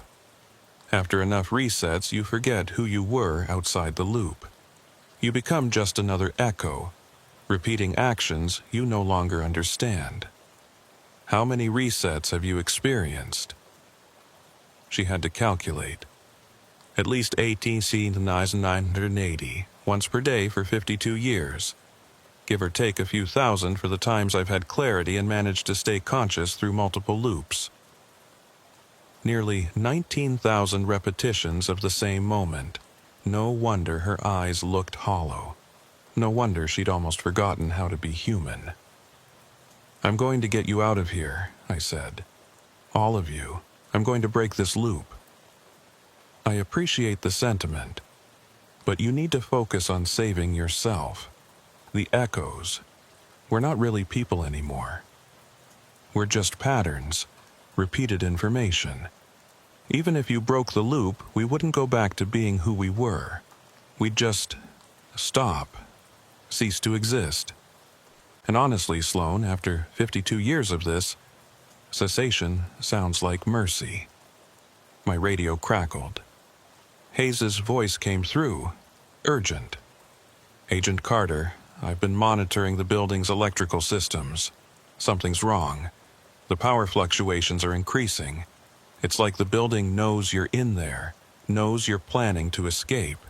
It's trying to accelerate the loop." I checked my watch, 2:03 a.m. But even as I watched, the numbers flickered. 2:03, 2:17, 2:31, 2:42. The display was jumping forward, showing different times from different loops, different iterations of this night. "It started," Margaret said. "The building's defenses. It's trying to confuse your perception of time, make you miss your window to escape. How do I fight it? Don't look at clocks. Don't try to track time externally. Trust your internal sense. Count seconds if you have to. Humans have an innate ability to feel time passing. Use that instead of relying on devices the building can manipulate." I closed my eyes, started counting. 1, 1,000, 2, 1,000, 3, 1,000. Building a rhythm, a pattern I could trust that existed independent of the loop. When I opened my eyes again, Margaret was standing at the window, looking out at the Quantico grounds. I used to watch the sunrise from this window, in the normal world, I mean, before I got trapped. The way the light would hit the trees, turn everything gold. I haven't seen a sunrise in 52 years. The loop always resets before dawn. "You will," I said. When this is over, you'll see sunrise again." She smiled, but didn't turn around.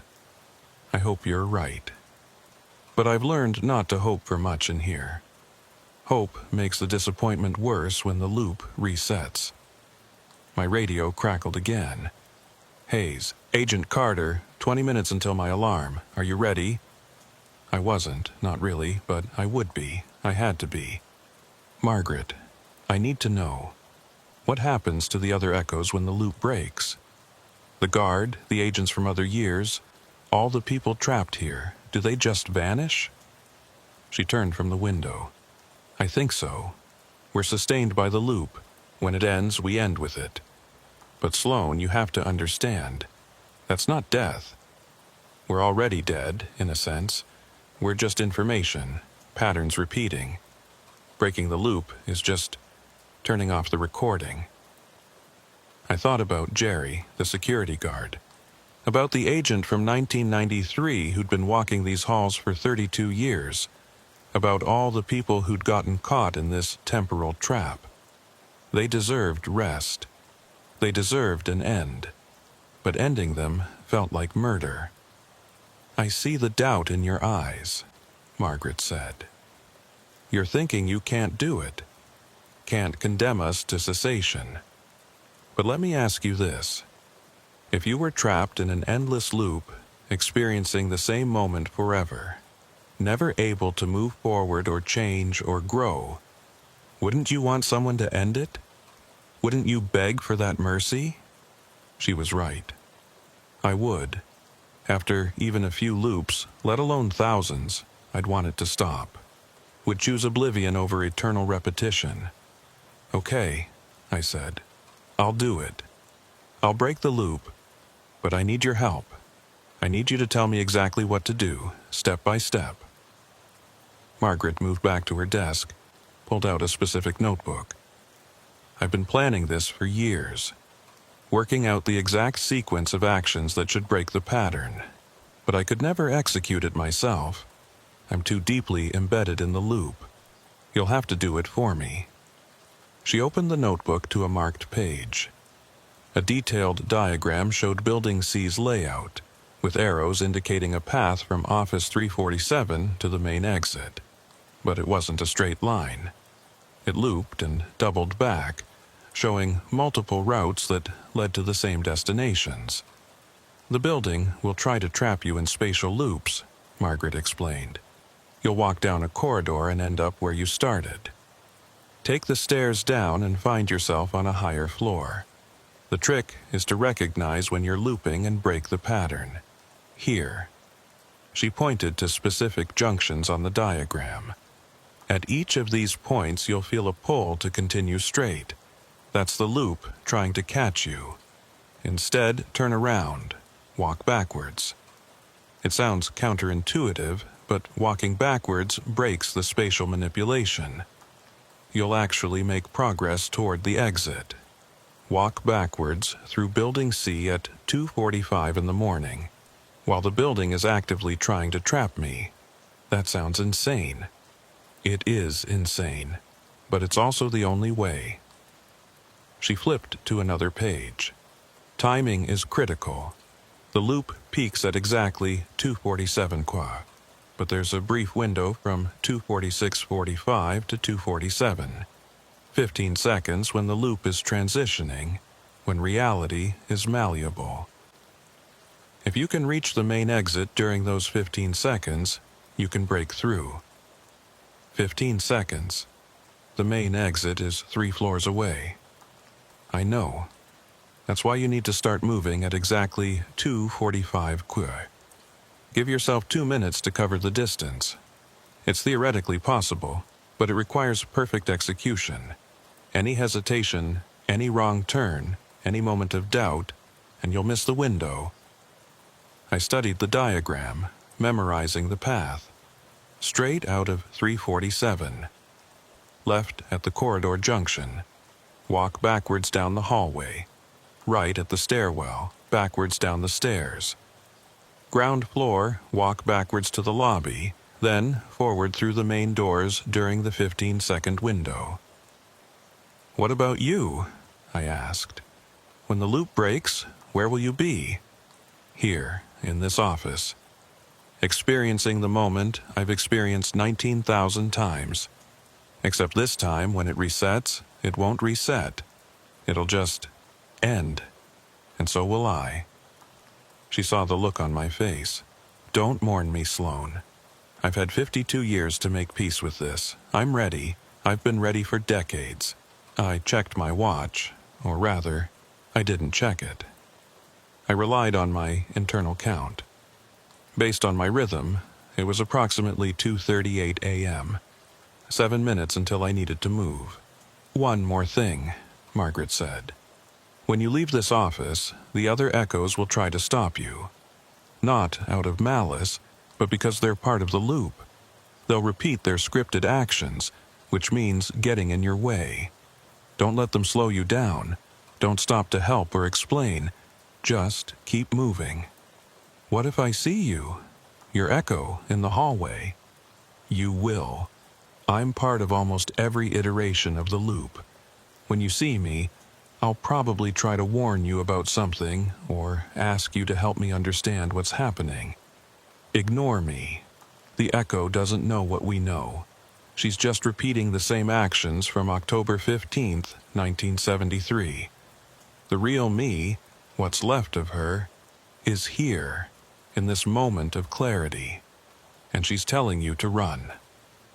We sat in silence for a moment. Outside the window, Quantico remained dark and still. No sunrise coming. No dawn. Just the eternal 2:47 a.m. of the loop, waiting to reset. "I'm scared," I admitted. "Good. Fear means you're still human, still anchored to reality. The echoes don't feel fear anymore. We don't feel much of anything. Use that fear, let it motivate you. Run faster, fight harder, refuse to give up. That's how you'll make it out." My internal clock hit 2:44:30. 90 seconds until go time. I stood, moved to the door. "Sloan," Margaret's voice stopped me. "Thank you for coming here, for listening, for being willing to try. Whatever happens, know that you gave an old woman one last moment of genuine human connection before the end. That means more than you can imagine." I wanted to hug her, to offer some kind of physical comfort, but I was afraid that touching her would somehow tangle me deeper in the loop. So I just nodded. "I'll make it out, for both of us." 2:45 o'clock. I opened the door and ran. The hallway outside Office 347 had changed. Now there were hundreds of doors, all numbered 347 with different suffixes. 347A, 347B, 347 Alpha, 347 Omega. And from behind each door, I could hear voices.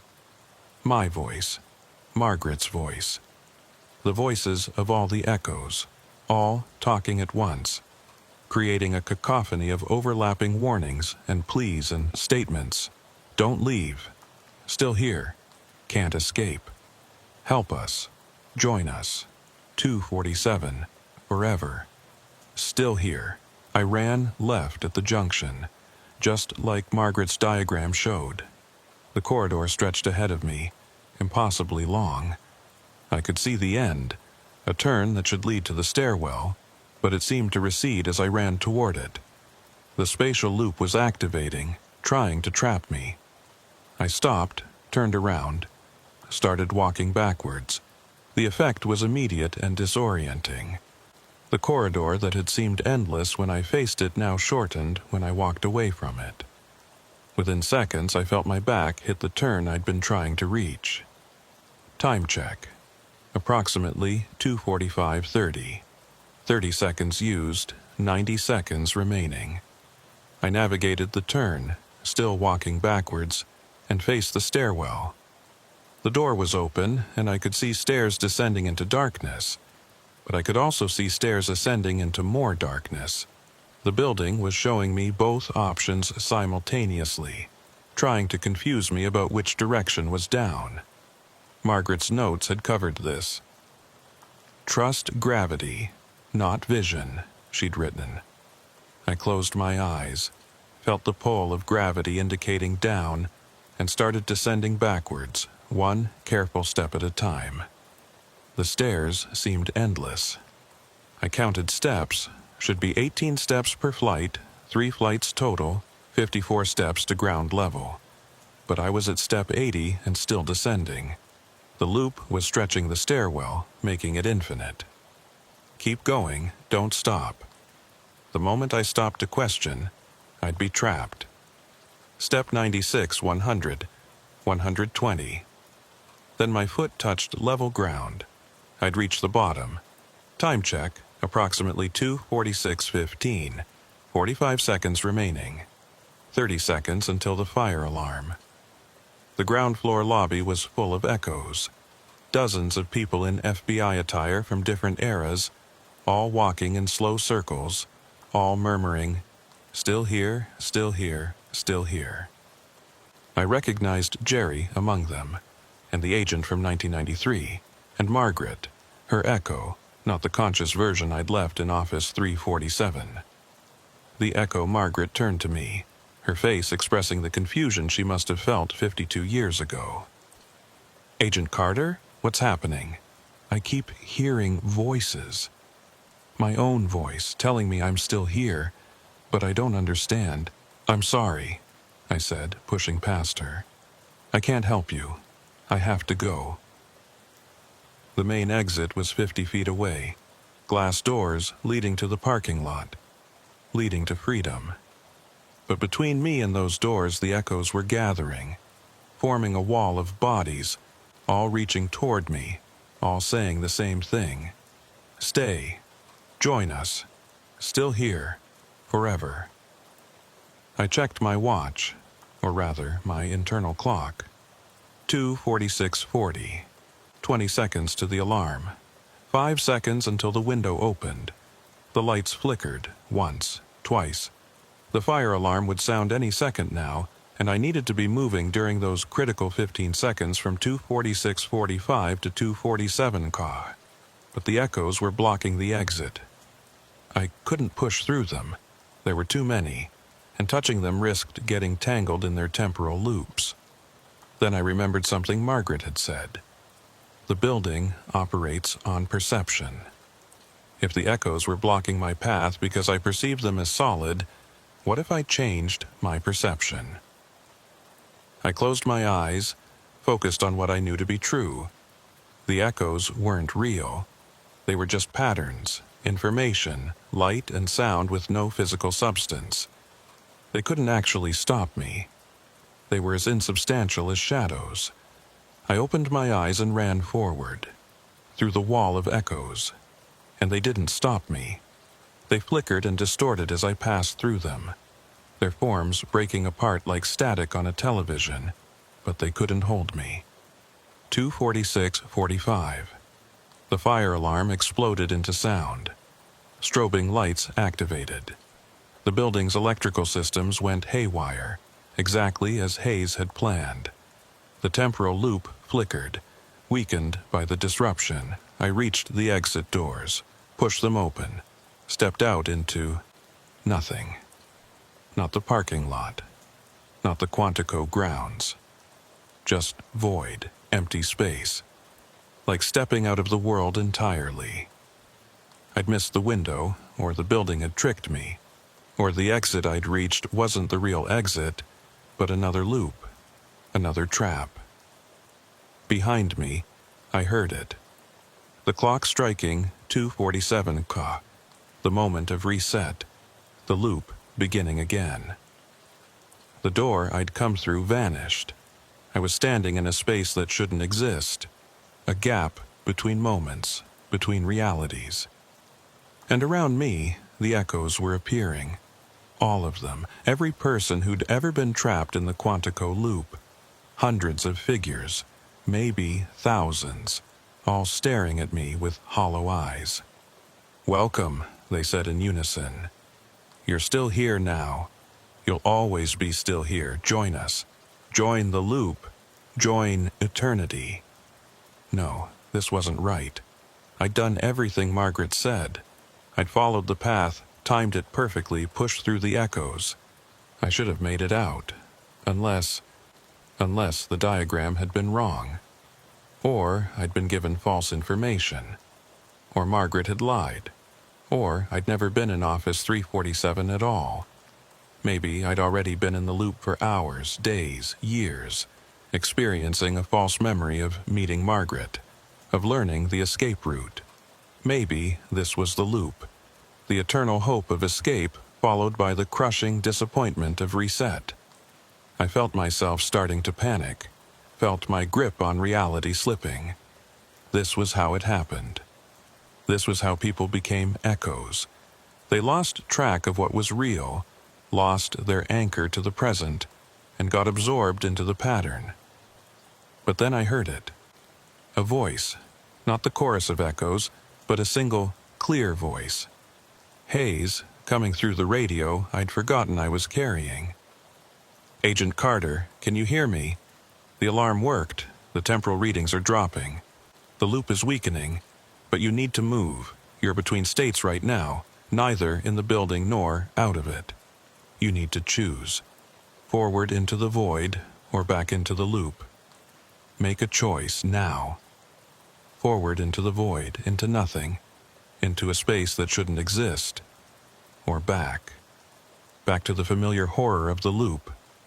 Back to being still here. Forever." I thought about Margaret, about her 52 years trapped in that office, about her final words, "I believe in you."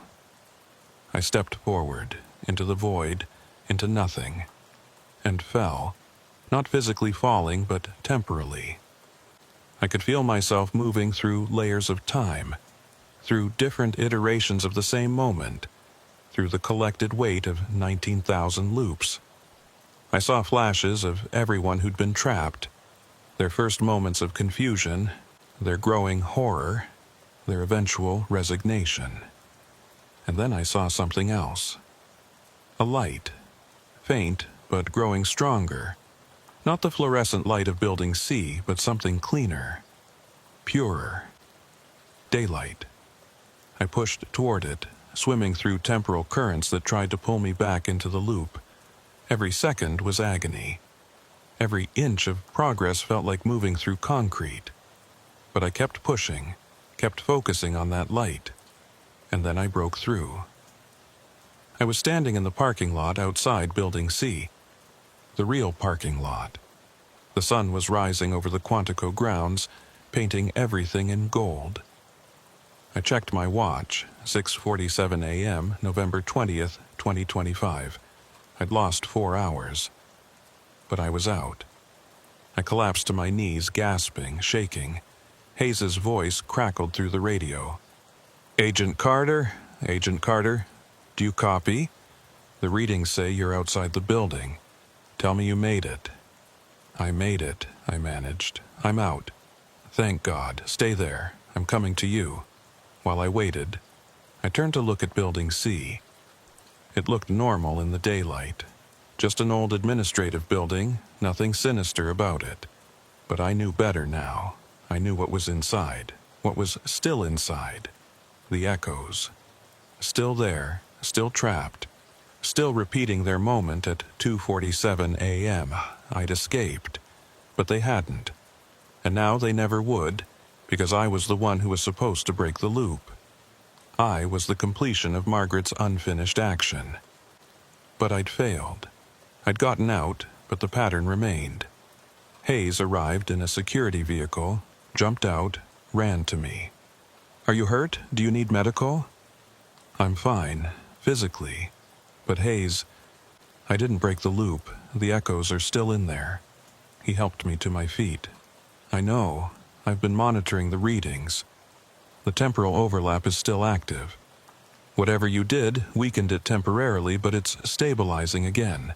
By tonight, it'll be back to full strength." So I failed. Margaret and all the others are still trapped. Maybe, or maybe you did exactly what you needed to do. He pulled out a tablet, showed me data I didn't understand. Look at this. The loop's frequency has changed. It used to reset at exactly 2:47 a.m. every day. But since you exited, it's been fluctuating. 2:46, 2:48, 2:44. It's becoming unstable, unpredictable. What does that mean? It means the pattern is breaking down, not all at once, but gradually. Your escape created a crack in the loop's structure, and that crack is spreading. I think if we give it time, the whole thing will collapse on its own. How much time? I don't know. Days, weeks, maybe months. But it will end. And when it does, the echoes will finally be free. I looked at Building C again. Somewhere in there, in Office 347, Margaret was experiencing her loop. Still typing her report. Still hearing footsteps in the hallway. Still trapped in October 15th, 1973. But now she had hope. Now she knew that an end was coming, that her granddaughter had made it out, that the loop wouldn't last forever. I pulled out the brass nameplate from my pocket. Sloan Carter, a name that existed in both 1973 and 2025. A name that connected me to this place across 5 decades. I'm going to keep this, I told Hayes, to remember, to make sure I never forget what happened here. What will you tell the Bureau? The truth, that there's something wrong with Building C, that it needs to be condemned, sealed permanently, torn down if necessary. Whether they believe me or not, I have to try. For Margaret. For all of them. Hayes nodded. I'll back you up. I have 52 years of documented anomalies, incident reports, testimony from dozens of affected personnel. Together, we might actually get them to listen. We drove away from Building C as the sun climbed higher. I didn't look back. I couldn't. Because if I looked back, I'd see them in the windows, the echoes, still there, still watching, still waiting. But not forever. Not anymore. The loop was breaking, and soon, very soon, they would all be free.